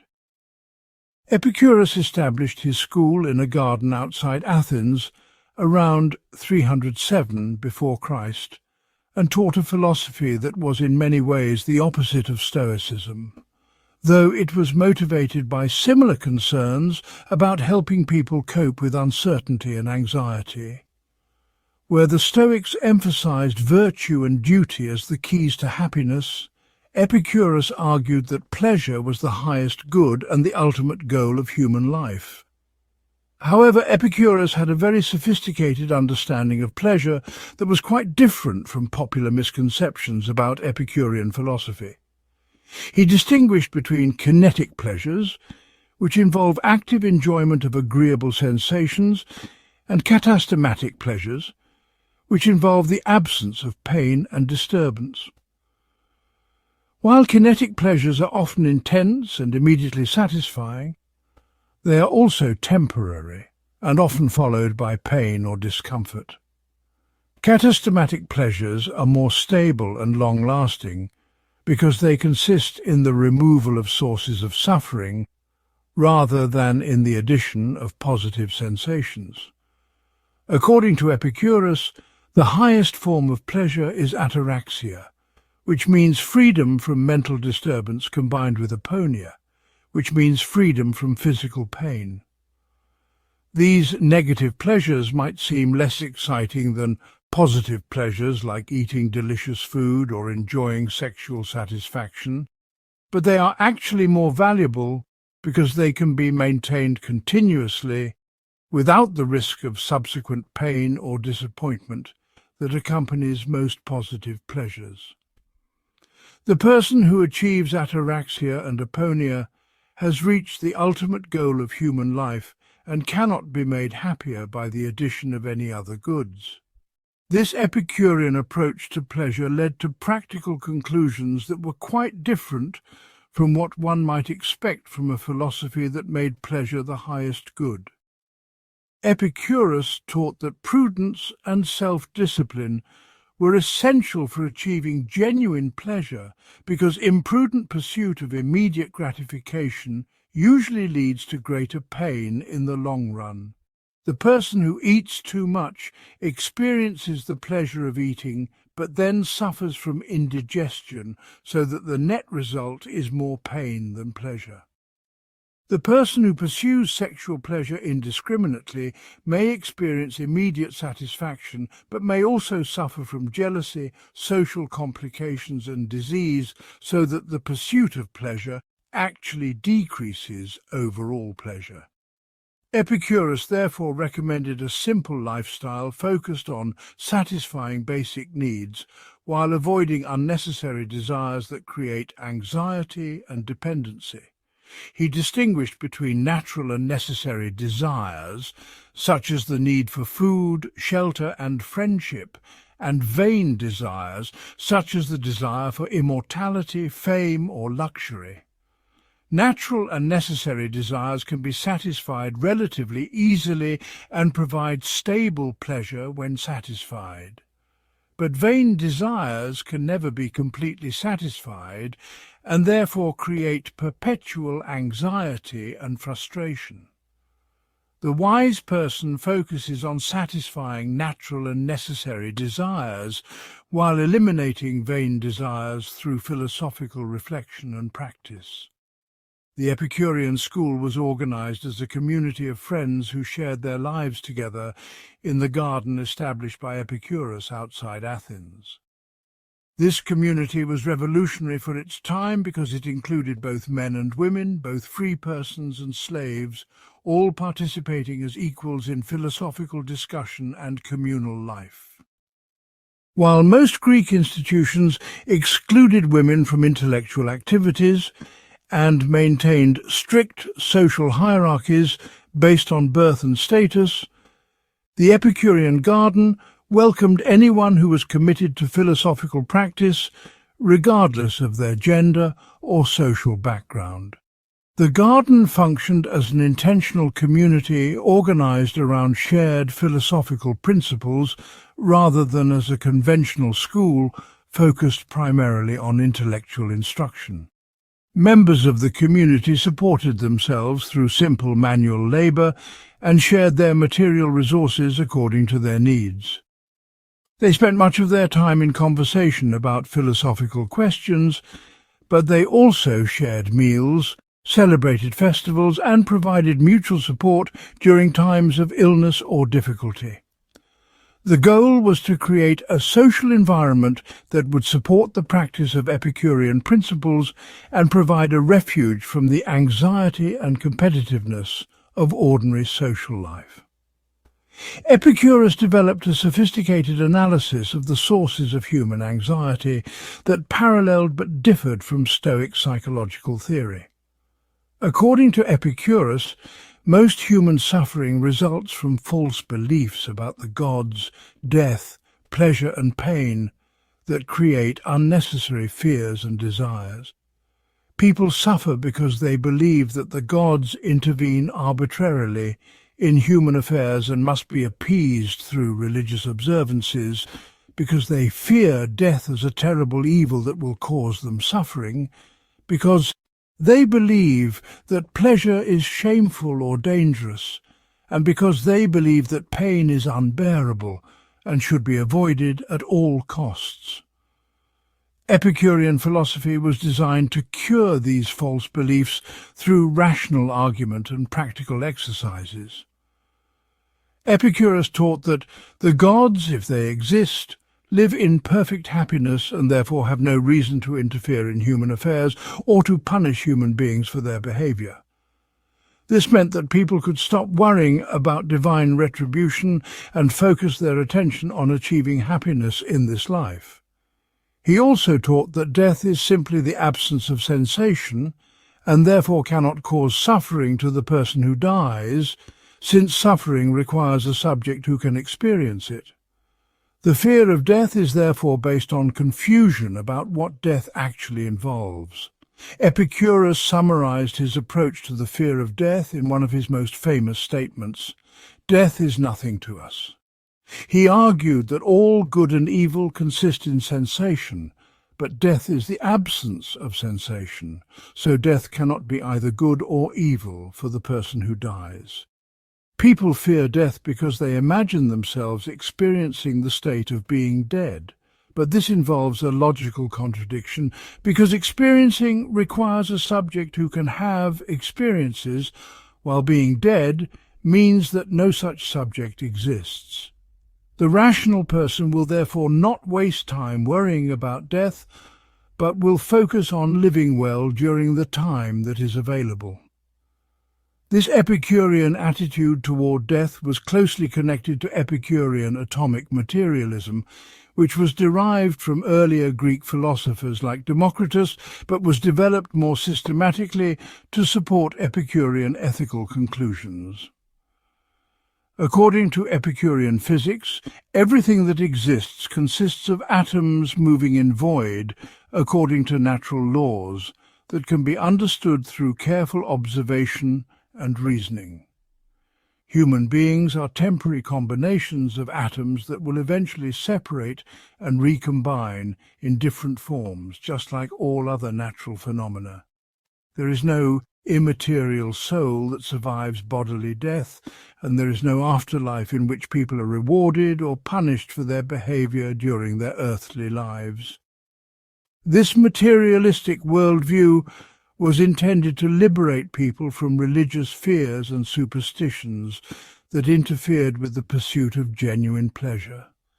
If there is no afterlife, then people do not need to worry about divine judgment or eternal punishment, and they can focus their attention on achieving happiness in this life without being distracted by concerns about preparing for a future existence.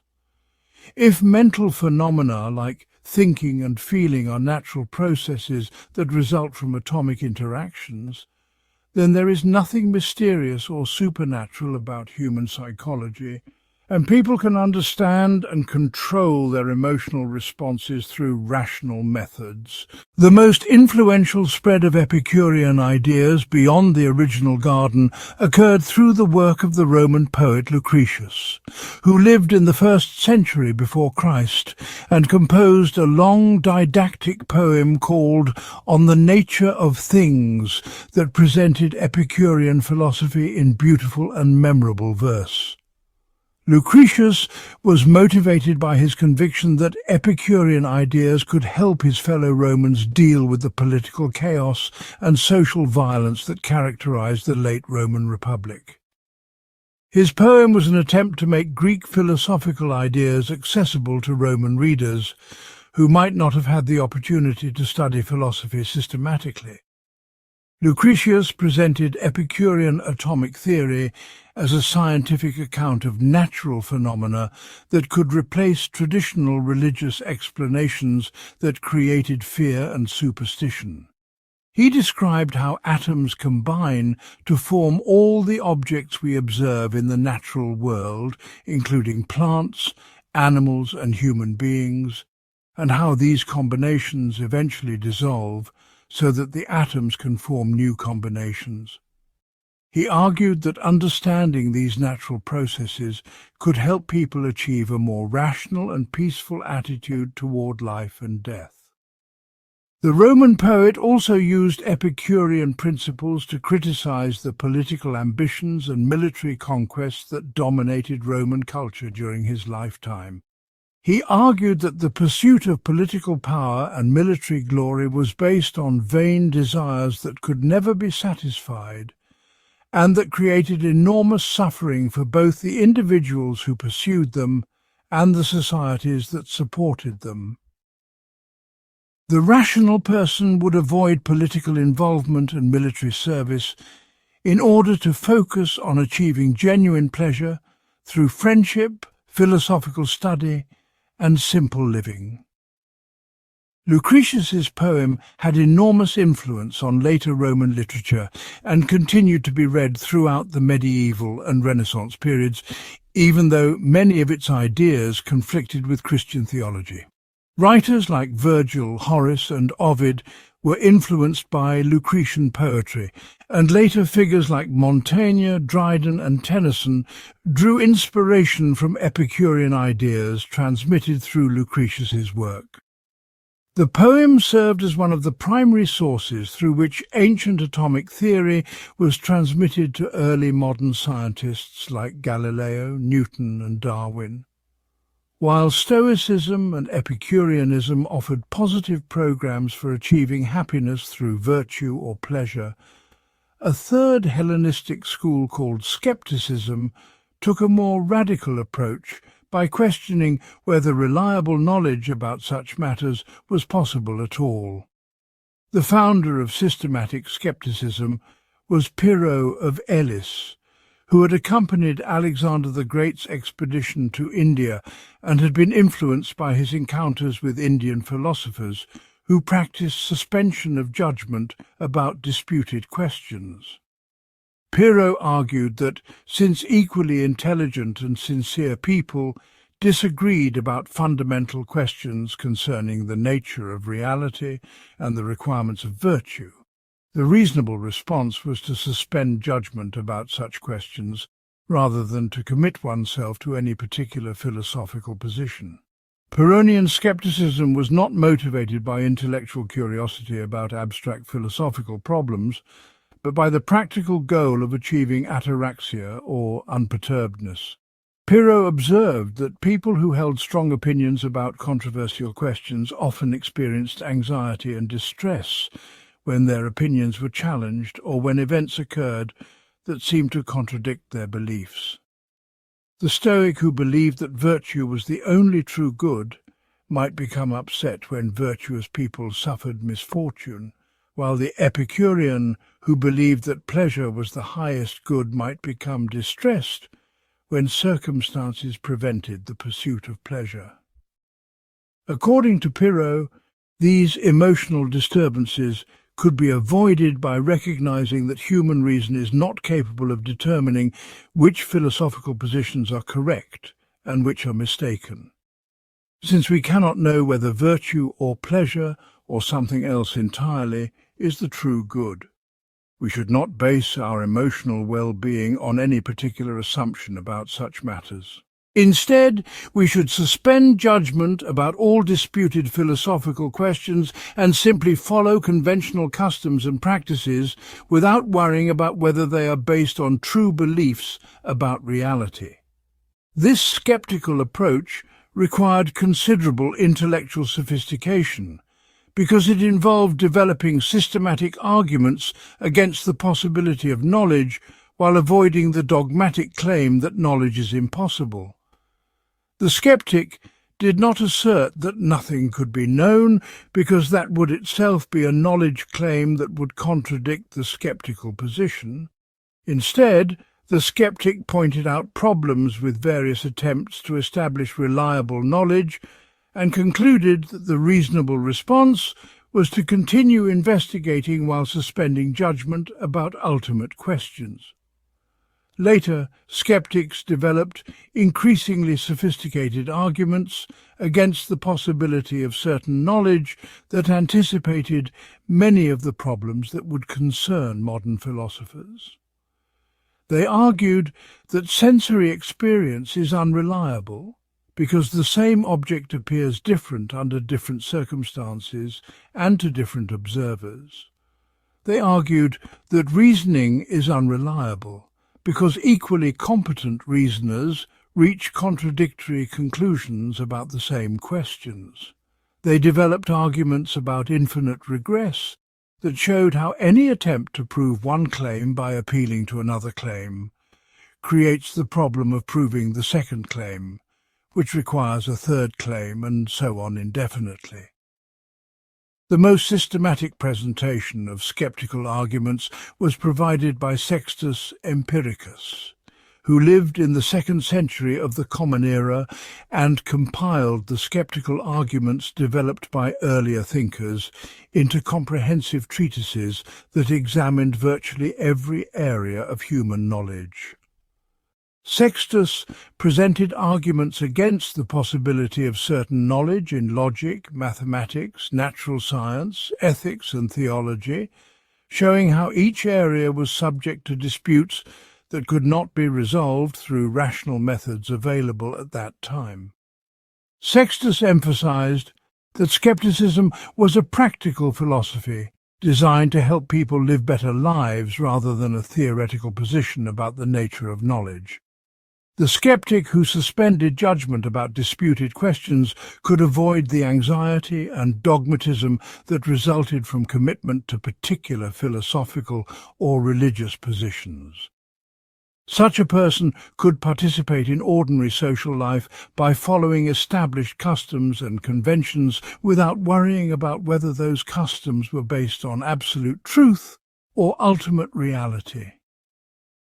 This skeptical approach had significant influence on later philosophical development, particularly during the Renaissance and early modern periods, when Sextus Empiricus's works were rediscovered and translated into Latin. Philosophers like Montaigne, Descartes, and Hume were all influenced by skeptical arguments, though they responded to those arguments in very different ways.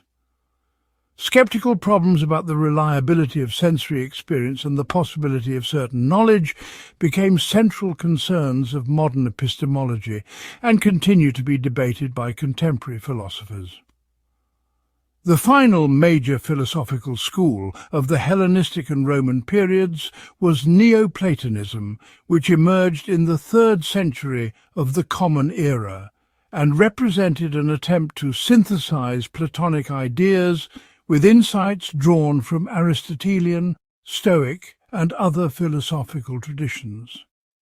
The founder of Neoplatonism was Plotinus, who was born in Egypt around 205 of the Common Era, and studied philosophy in Alexandria before establishing a school in Rome where he taught until his death in 270. Plotinus developed a systematic metaphysical theory that was based on Platonic ideas but went beyond anything found in Plato's own writings. According to Plotinus, all reality emanates from a single ultimate source that he called the One or the Good, which is beyond being, knowledge, and description. The One is not a personal God who thinks, chooses, or acts, but rather the absolute unity from which all multiplicity and differentiation arise. Everything that exists does so only by participating in the unity and goodness that flow from the One. But the One itself transcends all the categories that apply to ordinary objects of thought and experience. From the One emanates the nous or divine mind, which contains all the Platonic forms and represents the highest level of reality that can be understood through rational thought. The divine mind is eternal, unchanging, and perfectly unified, but it also contains the intellectual distinctions that make knowledge possible. From the divine mind emanates the world soul, which governs the organization and development of the material universe while remaining connected to the higher levels of reality from which it derives. This Neoplatonic hierarchy provided a systematic account of how the material world relates to ultimate reality, without requiring the sharp dualism between forms and material objects that had created problems for earlier Platonic theory. According to Plotinus, matter is not completely separate from the forms, but rather represents the lowest level of a continuous hierarchy of emanation that extends from the One through increasingly differentiated levels of reality down to the material world that we experience through our senses. Plotinus taught that the goal of philosophical practice was to achieve mystical union with the One through a process of purification and contemplation that would enable the soul to ascend through the different levels of reality until it reached its ultimate source. This process required both intellectual understanding of the Neoplatonic system and spiritual exercises designed to detach the soul from its involvement with material concerns and redirect its attention toward higher realities. The Neoplatonic approach to spiritual development combined Platonic insights about the superiority of intelligible reality with practical techniques drawn from various religious and philosophical traditions. Students were encouraged to practice mathematical reasoning as a preparation for understanding eternal truths, to study the traditional philosophical texts as guides to higher realities, and to engage in contemplative exercises designed to produce direct experience of divine realities that transcended ordinary consciousness. Neoplatonism had enormous influence on the development of Christian theology, particularly through the work of early Christian thinkers like Augustine, who was deeply influenced by Plotinian ideas before his conversion to Christianity. Many central concepts of Christian theology, including the understanding of God as beyond being and knowledge, the emphasis on contemplation and mystical experience, and the hierarchical view of reality, were derived from Neoplatonic sources and integrated into Christian doctrine. The Neoplatonic school continued to operate in Athens and other centers of learning until the 6th century of the Common Era, making it the last major pagan philosophical school in the ancient world. When the Emperor Justinian closed the philosophical schools in Athens in 529 of the Common Era, several Neoplatonic philosophers emigrated to Persia, where they continued their work under the protection of the Persian king and contributed to the preservation and transmission of Greek philosophical ideas to Islamic civilization. The Hellenistic and Roman periods of philosophical development represented a fundamental transformation in the concerns and methods of philosophical inquiry. Where earlier Greek philosophy had been primarily concerned with understanding the nature of reality and discovering principles for political organization, Hellenistic philosophy focused on helping individuals achieve happiness and peace of mind in circumstances that were often difficult and uncertain. This shift toward practical concerns did not represent a decline in philosophical sophistication, but rather reflected the changing social and political conditions that made different kinds of philosophical responses appropriate and necessary. The Hellenistic schools developed systematic approaches to philosophical practice that combined theoretical understanding with practical exercises designed to transform the student's way of life. They recognized that philosophical ideas were valuable primarily insofar as they could help people live better lives, and they therefore emphasized the importance of applying philosophical insights to the challenges of daily existence. This practical orientation would continue to influence philosophical development throughout the medieval and modern periods, and many contemporary philosophers continue to be interested in the therapeutic and transformative potential of philosophical practice. The synthesis of Greek philosophical ideas with Roman practical concerns also established patterns of cultural transmission that would be crucial for the survival and development of philosophical traditions. Roman thinkers like Cicero, Seneca, and Marcus Aurelius not only practiced philosophy themselves, but also played important roles in preserving and transmitting Greek philosophical ideas to later generations. Their works served as bridges between the original Greek sources and the medieval Islamic, Jewish, and Christian philosophers who would revive and develop ancient philosophical traditions in new cultural contexts. The diversity of Hellenistic philosophical approaches also demonstrated that rational inquiry could lead to very different conclusions about fundamental questions, while still providing valuable guidance for human life. Stoics, Epicureans, skeptics, and Neoplatonists disagreed about virtually every major philosophical question, yet each school developed insights that proved useful for people facing particular kinds of challenges. This philosophical pluralism suggested that different approaches to fundamental questions might be appropriate for different personalities, circumstances, and cultural contexts, a recognition that would become increasingly important as philosophical ideas spread beyond their original Greek cultural setting to influence thinkers from many different backgrounds and traditions. Faith meets reason, when ancient wisdom encountered divine revelation. In the sprawling metropolis of Athens during the 1st century after Christ's birth, a remarkable encounter took place that would echo through the corridors of intellectual history for nearly 2,000 years. The Apostle Paul, a fervent Jewish convert to Christianity who had been trained in both Hebrew scripture and Greek rhetoric, stood before the sophisticated philosophers of the Areopagus, the ancient council that met on Mars Hill to discuss new ideas and judge matters of public interest.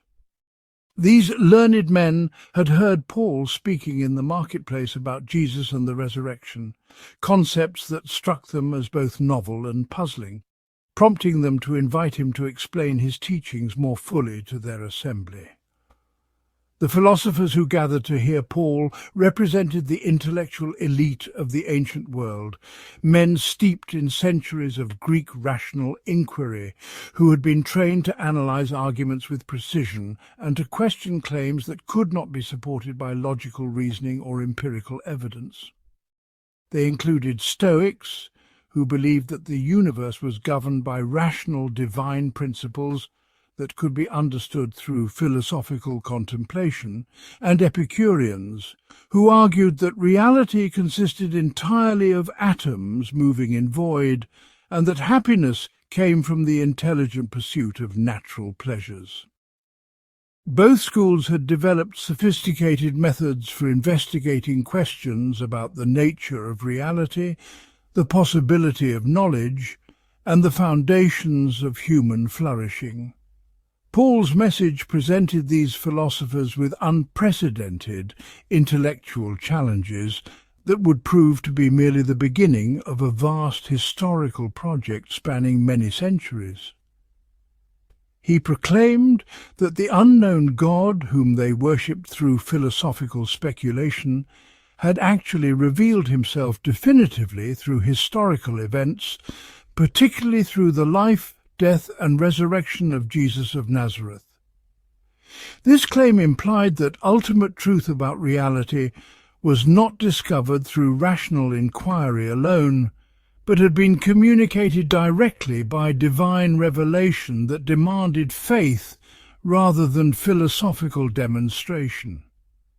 It suggested that the highest form of knowledge was not the result of human intellectual effort, but was graciously given by God to those who believed his message. Furthermore, Paul's teaching about the resurrection of the dead struck many Greek philosophers as philosophically absurd, since most Greek traditions viewed the material body as a prison or limitation from which the soul needed to be liberated, rather than as something that would be eternally restored and perfected.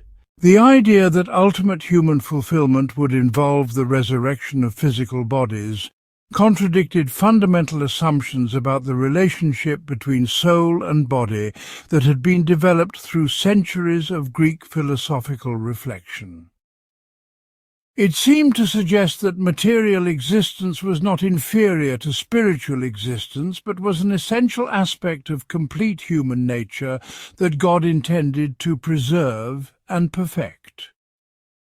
The encounter between Paul and the Athenian philosophers symbolized a fundamental tension that would shape intellectual development for the next millennium. On one side stood the Greek philosophical tradition, with its confidence in human reason's ability to discover truth about reality through careful observation, logical analysis, and systematic reflection. This tradition had produced remarkable insights about mathematics, natural science, ethics, and political organization that demonstrated the power of rational inquiry when properly conducted. It had established methods for testing claims, evaluating evidence, and constructing arguments that could be examined and criticized by any competent thinker. On the other side stood the emerging Christian movement, with its conviction that the most important truths about reality had been revealed by God through historical events and inspired writings that demanded faith and obedience rather than philosophical analysis. This tradition claimed that human reason, while valuable for understanding many aspects of the natural and social world, was fundamentally limited and corrupted by sin in ways that prevented it from discovering the most crucial truths about God, salvation, and eternal destiny. It insisted that divine revelation provided knowledge that was not only superior to human wisdom, but was actually necessary for human flourishing and ultimate happiness. The challenge of reconciling these two approaches to truth became one of the defining intellectual projects of the period, from the 4th to the 10th centuries after Christ. Christian thinkers could not simply reject Greek philosophy because it had produced genuine insights about logic, ethics, and natural science that were obviously valuable, and because many educated converts to Christianity had been trained in philosophical methods that continued to shape their thinking even after their conversion. At the same time, they could not simply adopt Greek philosophy wholesale, because many Greek philosophical conclusions contradicted essential Christian teachings about creation, providence, incarnation, and resurrection. The first generation of Christian intellectuals after the apostolic period, known as the Apostolic Fathers, focused primarily on defending Christian teachings against external criticism and preserving authentic apostolic traditions against internal corruption. They were generally suspicious of Greek philosophy, which they viewed as a source of dangerous speculation that could lead believers away from simple faith in Christ. However, as Christianity spread throughout the Roman Empire and attracted increasing numbers of educated converts, it became clear that more sophisticated intellectual approaches would be necessary to address the complex questions that arose when Christian faith encountered Greek learning. The next generation of Christian thinkers, known as the apologists, began the systematic project of demonstrating that Christian faith was compatible with the best insights of Greek philosophy, while also showing that Christianity provided answers to questions that Greek philosophy had been unable to resolve satisfactorily. Justin Martyr, who had been trained in Platonic philosophy before his conversion to Christianity, argued that Greek philosophers had discovered genuine truths about God and morality because they had been influenced by the same divine word or logos that had become incarnate in Jesus Christ.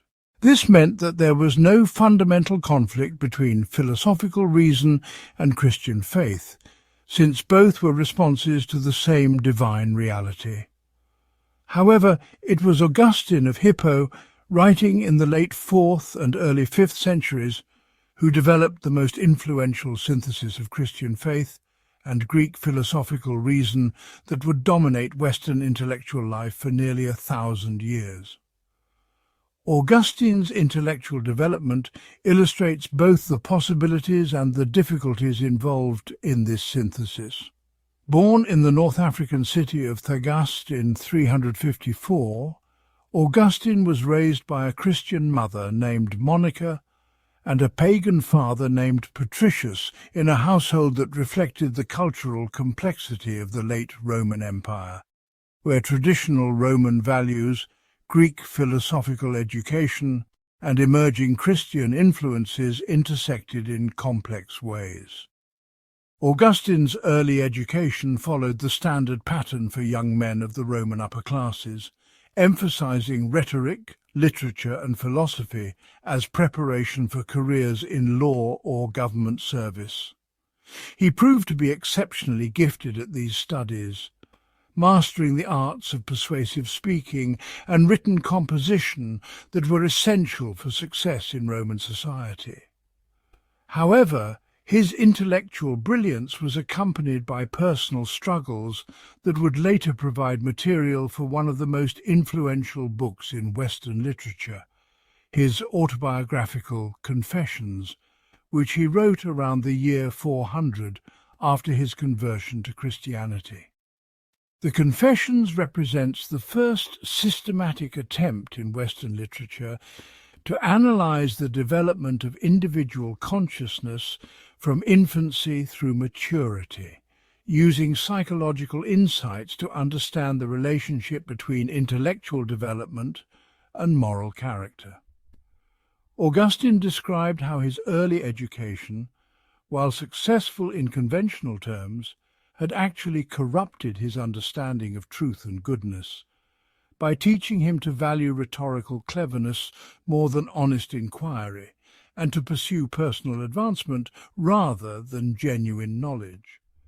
He had learned to manipulate language for selfish purposes rather than to use it for discovering and communicating truth about reality. Augustine's account of his intellectual development reveals the complex relationship between rational inquiry and moral character that would become central to his mature philosophical theology. He described how his reading of Cicero's philosophical dialogue called the Hortensius had awakened in him a genuine love of wisdom that transcended mere academic success, leading him to begin seriously investigating fundamental questions about the nature of reality, knowledge, and human flourishing. However, this philosophical awakening also led him into intellectual and moral confusion that lasted for many years, as he struggled to find a coherent worldview that could satisfy both his rational intelligence and his moral aspirations.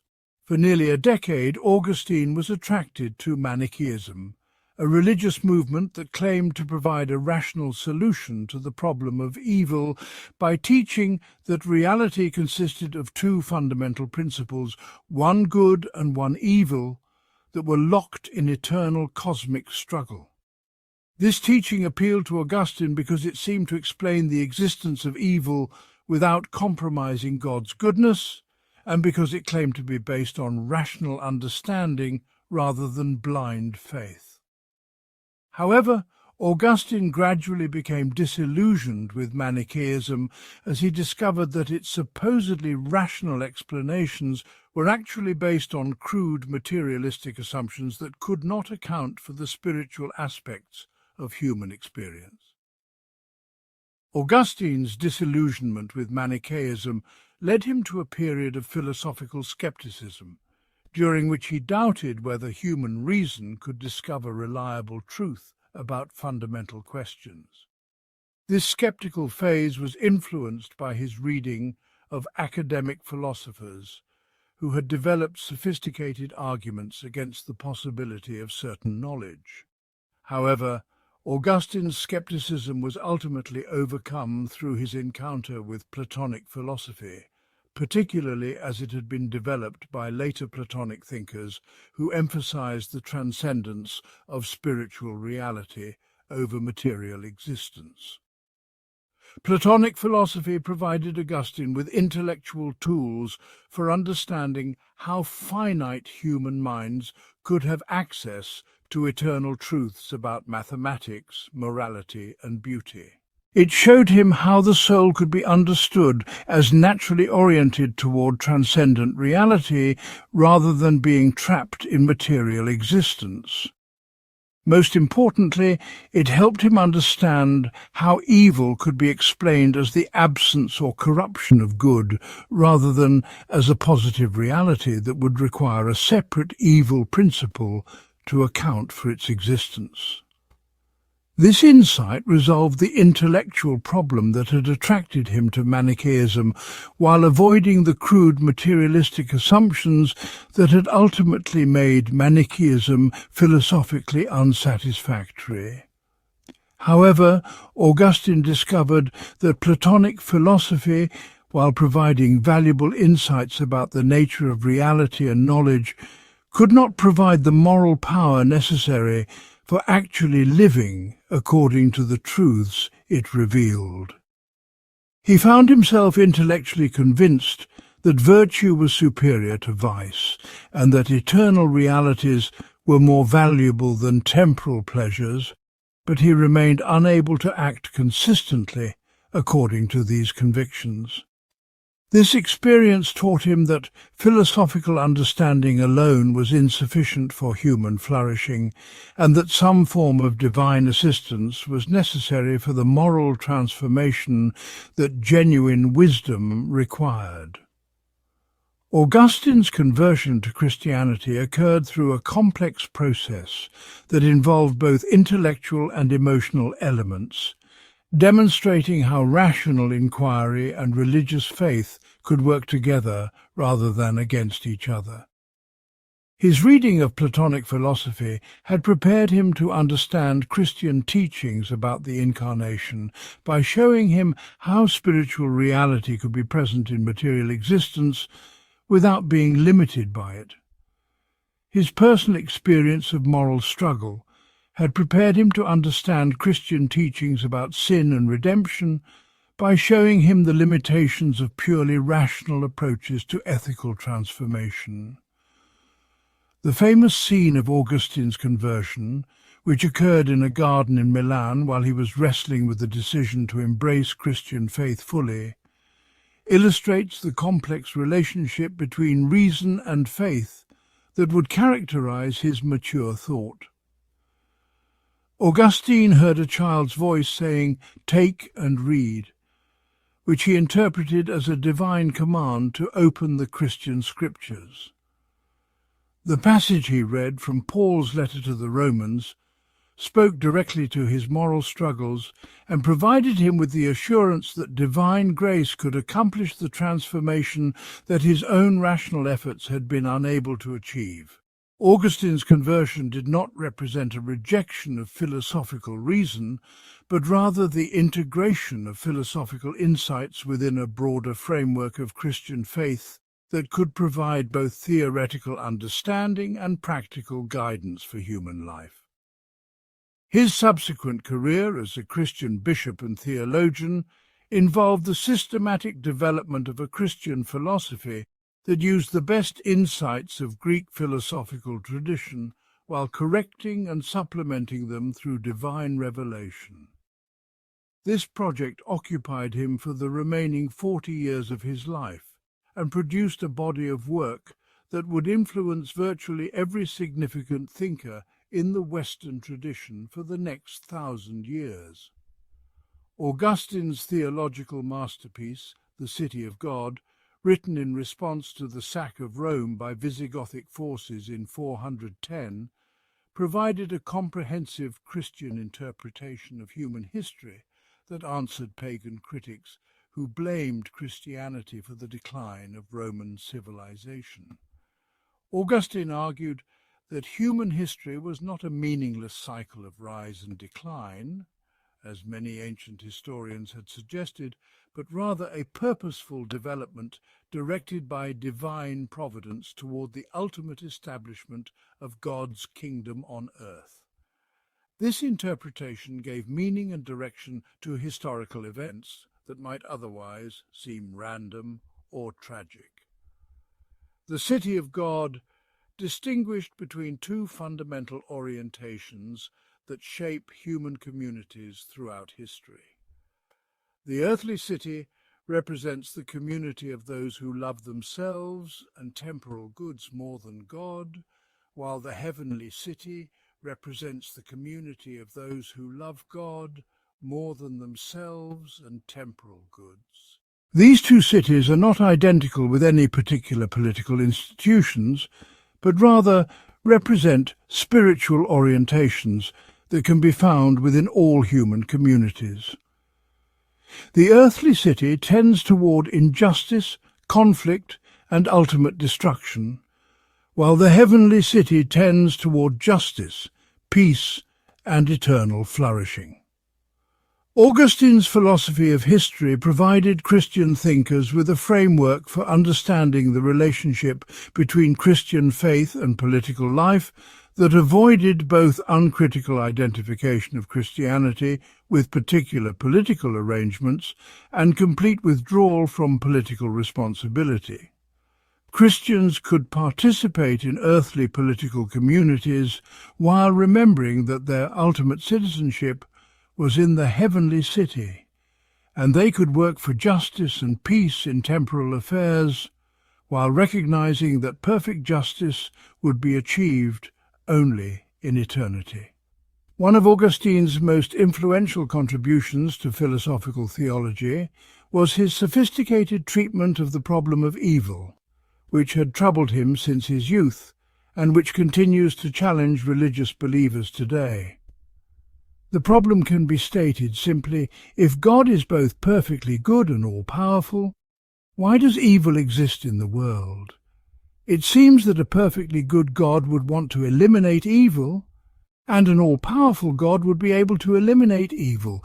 So the continued existence of evil suggests that God is either not perfectly good, or not all-powerful, or does not exist at all.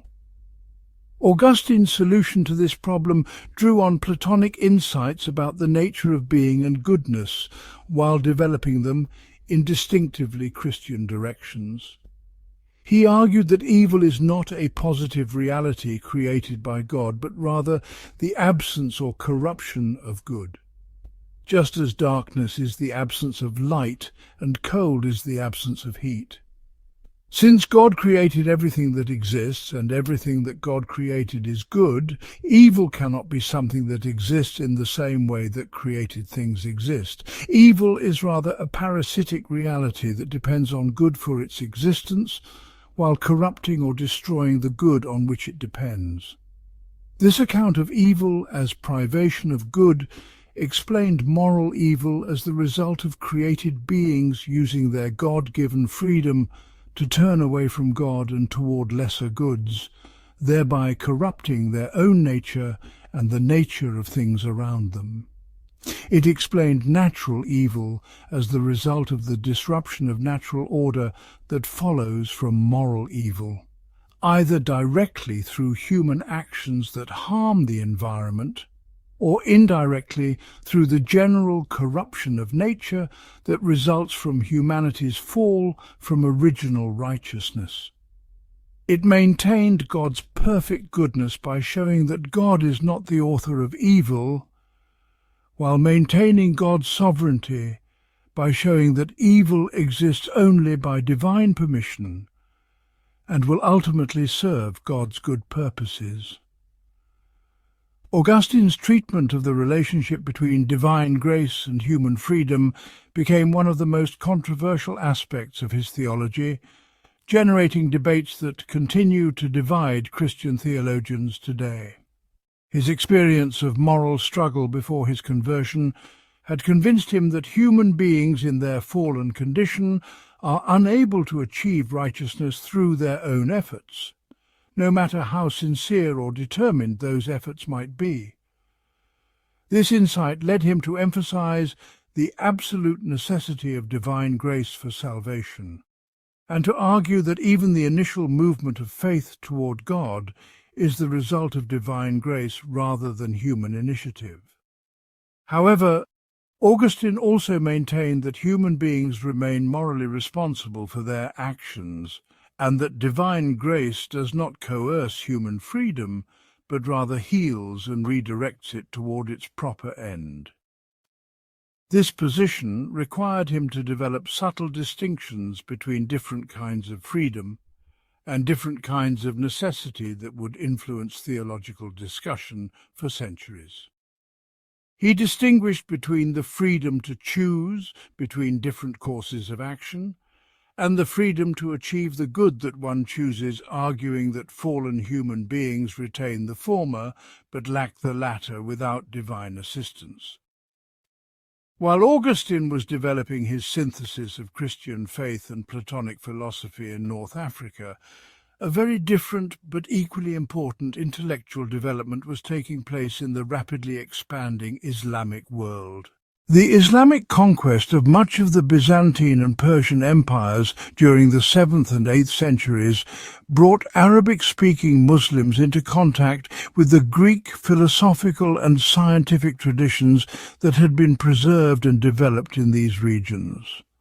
This encounter between Islamic faith and Greek learning produced a philosophical movement that would profoundly influence both Islamic and Western intellectual development. The initial Islamic response to Greek philosophy was similar to the early Christian response, involving considerable suspicion about the compatibility of philosophical reasoning with religious faith. The Quran emphasized the importance of divine revelation and warned against the dangers of human speculation that might lead believers away from submission to Allah's will. Many early Islamic scholars worried that Greek philosophical methods might undermine Islamic teachings about creation, prophecy, and divine sovereignty in ways that could threaten the foundations of Islamic civilization. However, the practical needs of Islamic society gradually created more positive attitudes toward Greek learning. The Abbasid caliphs who ruled the Islamic world from Baghdad, beginning in the 8th century, needed administrators who could manage the complex affairs of a diverse empire, physicians who could treat diseases using the best available medical knowledge, and engineers who could construct buildings and irrigation systems using advanced mathematical techniques. Greek philosophical and scientific texts contained valuable information about all of these practical matters, making them useful resources for Islamic civilization regardless of their theoretical implications. The famous House of Wisdom, established in Baghdad during the 8th and 9th centuries, became the center of a remarkable translation movement that preserved and transmitted Greek philosophical and scientific literature to later generations. Teams of translators, many of them Christians and Jews living under Islamic rule, produced Arabic versions of virtually the entire corpus of Greek philosophical and scientific writing, often working from Syriac translations that had been made earlier by Christian scholars. This translation project was supported by generous funding from the Abbasid caliphs and wealthy merchants who recognized the practical value of Greek learning. The House of Wisdom was much more than a translation center, serving as a research institute where scholars from different religious and cultural backgrounds collaborated in advancing knowledge in mathematics, astronomy, medicine, and philosophy. Its library contained hundreds of thousands of manuscripts in Greek, Syriac, Persian, and Sanskrit, making it probably the largest repository of human knowledge that had ever existed. Its scholars made original contributions to algebra, optics, chemistry, and geography that went far beyond what they had learned from Greek sources, demonstrating the creative potential that could be released when different intellectual traditions were brought into productive dialogue. The first major Islamic philosopher to attempt a systematic integration of Greek philosophical methods with Islamic religious teachings was Abu Yusuf al-Kindi, who worked in Baghdad during the 9th century. Al-Kindi argued that philosophy and religion were both concerned with discovering truth about reality, and that they could therefore support each other rather than conflicting. He maintained that philosophical demonstration and religious revelation were different but compatible methods for achieving knowledge, with philosophy being more appropriate for understanding the natural world, and religion being more appropriate for understanding divine commands and eschatological realities. Al-Kindi's approach to the relationship between philosophy and religion was more optimistic than Augustine's in some respects, since he believed that human reason could achieve reliable knowledge about God's existence and attributes without requiring divine revelation. However, he also acknowledged that revelation provided crucial information about God's will and human destiny that could not be discovered through philosophical inquiry alone. This position allowed him to develop sophisticated philosophical arguments for God's existence and unity, while maintaining orthodox Islamic teachings about prophecy, scripture, and religious law. Following Al-Kindi, The philosopher who became known as Al-Farabi developed a more comprehensive system that integrated Aristotelian political philosophy with Islamic teachings about the ideal Islamic community. Al-Farabi was called the second teacher, with Aristotle being the first teacher, because of his mastery of Aristotelian philosophical methods and his ability to apply them to questions that Aristotle had not addressed. His major work, The Perfect State, described an ideal political community that would be governed by a philosopher-prophet who combined Platonic philosophical wisdom with Islamic religious authority.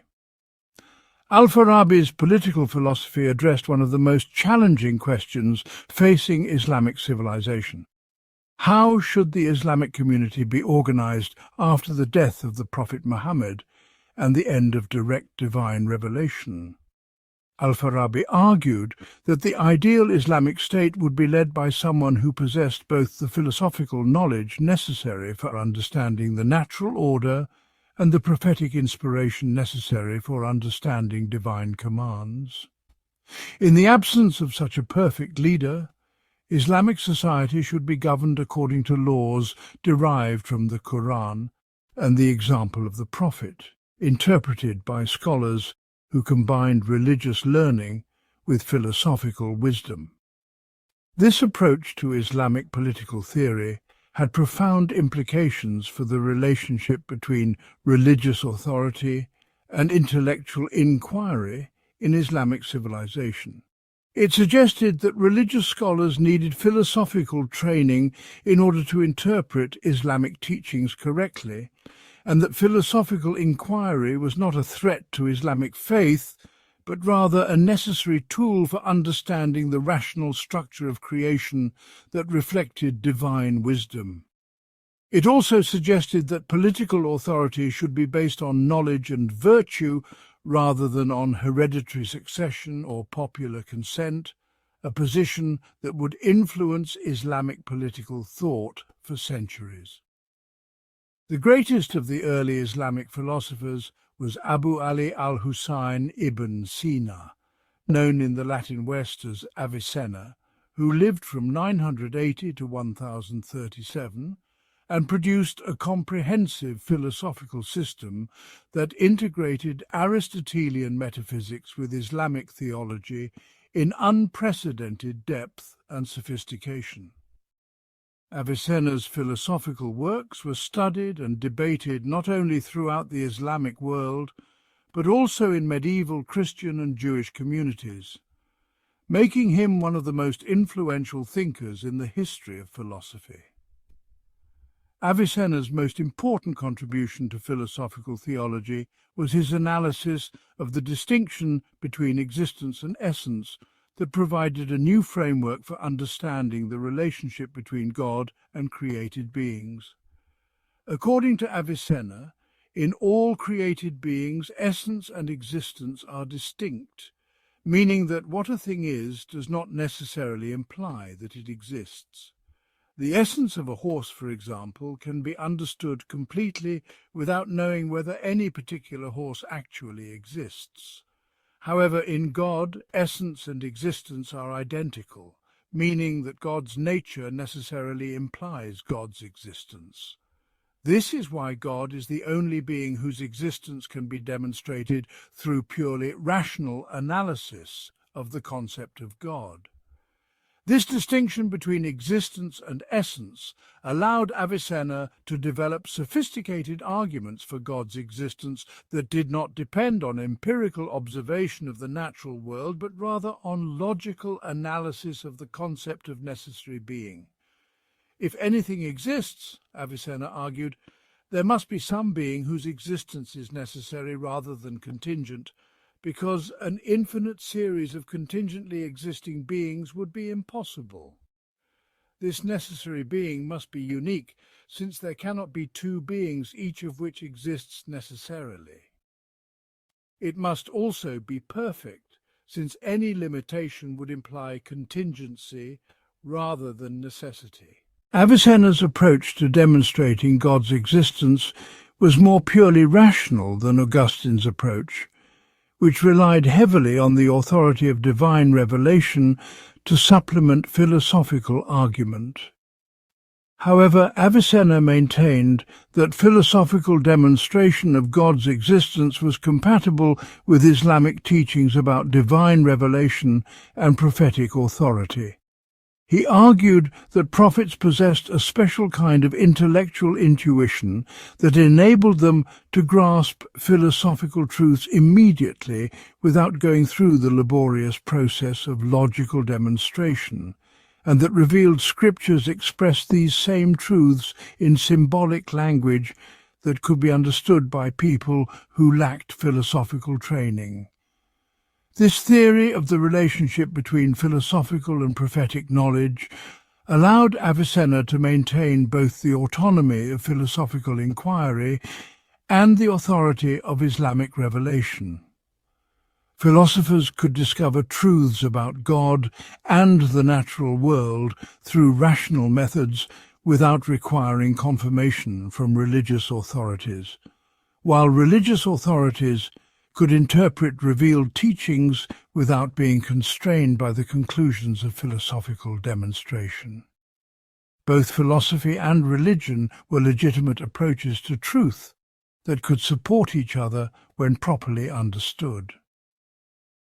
The preservation and development of Greek philosophical traditions by Islamic scholars had enormous consequences for the later development of Western philosophy and science.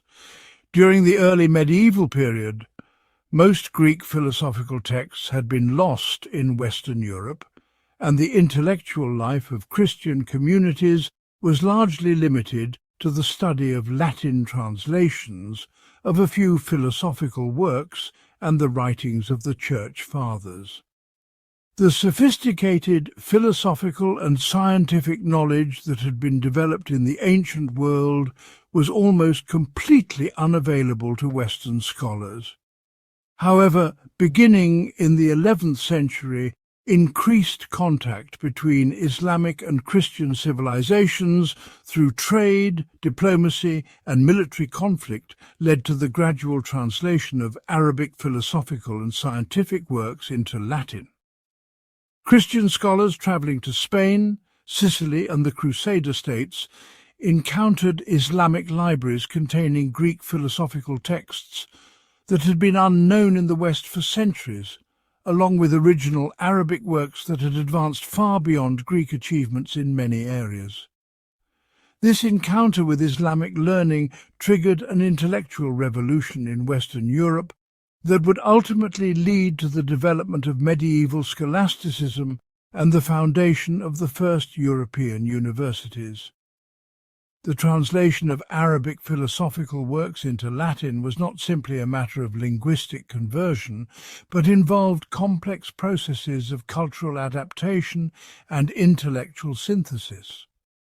Christian translators had to find ways of expressing Islamic and Greek philosophical concepts in Latin vocabulary that had been developed for different purposes, often creating new technical terms that would become standard in later philosophical discussion. They also had to navigate the theological implications of philosophical positions that had been developed within Islamic rather than Christian contexts, determining which insights could be adopted by Christian thinkers and which needed to be modified or rejected. One of the most important results of this translation movement was the recovery of Aristotelian philosophy, which had been almost completely unknown in the medieval West, but had been carefully preserved and developed by Islamic philosophers. The availability of complete Latin translations of Aristotle's works on logic, natural science, metaphysics, and ethics provided Christian philosophers with sophisticated analytical tools that had not been available since the decline of the Roman Empire. It also confronted them with systematic philosophical positions that differed significantly from the Platonic and Augustinian traditions that had dominated Christian thought for centuries. The encounter with Aristotelian philosophy, transmitted through Islamic sources, created both opportunities and challenges for Christian thinkers. On the one hand, Aristotelian logic and natural science provided powerful methods for analysing theological questions and understanding the natural world that could enhance rather than threaten Christian faith. On the other hand, some Aristotelian conclusions about the eternity of the world, the nature of the soul, and the possibility of individual immortality seemed to contradict essential Christian teachings in ways that required careful philosophical analysis to resolve. During the same period that Islamic philosophers were developing their synthesis of Greek philosophy with Islamic theology, Jewish thinkers living in both Islamic and Christian societies were engaged in a parallel project of reconciling Greek philosophical methods with Jewish religious teachings. This project was complicated by the fact that Jewish communities were scattered throughout different cultural contexts and were often influenced by the philosophical traditions of their host societies, leading to considerable diversity in Jewish philosophical approaches. The earliest systematic attempt to integrate Greek philosophy with Jewish theology was made by Philo of Alexandria, who lived during the first century of the Christian era and was therefore contemporary with the emergence of Christianity.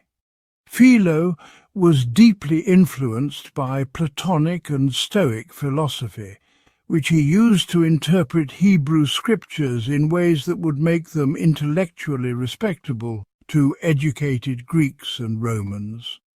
His allegorical method of scriptural interpretation allowed him to find philosophical meanings in biblical narratives that might otherwise seem primitive or contradictory to sophisticated readers. Philo's approach to the relationship between philosophy and scripture established patterns that would be followed by later Jewish, Christian and Islamic thinkers who faced similar challenges in reconciling revealed religion with rational inquiry. He argued that philosophical and scriptural truth could not ultimately contradict each other, since both were expressions of divine wisdom, but that they expressed the same truths in different forms appropriate to different audiences. Philosophical demonstration was appropriate for intellectually sophisticated readers, while scriptural narrative was appropriate for ordinary believers who lacked philosophical training. However, Philo's work had relatively little immediate influence on Jewish intellectual development, partly because the destruction of the Temple in Jerusalem in 70 CE and the subsequent dispersal of Jewish communities made it difficult to maintain the kind of sophisticated intellectual culture that his philosophical project required. For several centuries, Jewish intellectual life was focused primarily on the preservation and interpretation of rabbinic traditions rather than on the development of systematic philosophical theology. The renewal of Jewish philosophical activity began during the 8th and 9th centuries when Jewish communities living under Islamic rule encountered the same Greek philosophical traditions that were being studied by Islamic scholars. The most important early figure in this development was Saadia ben Joseph, known as Saadia Gaon, who lived from 882 to 942 and served as head of the Jewish Academy in Babylon. Saadia was fluent in Arabic and familiar with Islamic philosophical literature, which he used to develop systematic responses to philosophical challenges to Jewish faith.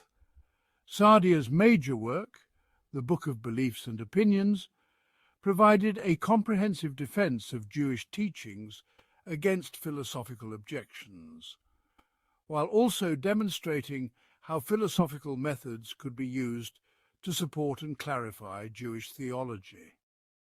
He argued that human reason was capable of discovering many truths about God and morality, independently of divine revelation, but that revelation provided additional knowledge that was necessary for complete understanding of human destiny and divine will. This position allowed him to use philosophical arguments to defend Jewish teachings while maintaining the unique authority of Jewish scripture and tradition. Sa'diyya's approach to Jewish philosophy was influenced by Islamic philosophical methods, particularly those developed by the Mu'tazilite school of Islamic theology, which emphasized the importance of rational demonstration in religious matters. However, he adapted these methods to address specifically Jewish concerns and to defend distinctively Jewish teachings that differed from Islamic doctrine. His work established Jewish philosophy as an autonomous intellectual discipline that could engage productively with Islamic and Christian philosophical traditions while maintaining its own distinctive character. The development of Jewish philosophy during this period was also influenced by the complex political and cultural situation of Jewish communities living as minorities within Islamic and Christian societies. Jewish philosophers needed to demonstrate that Jewish teachings were intellectually respectable and practically valuable in order to maintain the loyalty of educated Jews, who might otherwise be attracted to the dominant religious and intellectual traditions of their host societies. At the same time, they needed to preserve the distinctive features of Jewish identity that distinguished Jewish communities from their neighbors.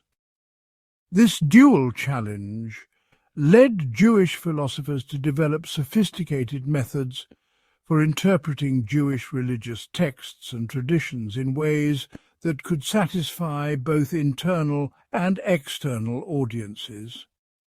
They used allegorical and metaphorical interpretation to find philosophical meanings in biblical and rabbinic literature, while also developing systematic arguments for the superiority of Jewish teachings over competing religious and philosophical positions.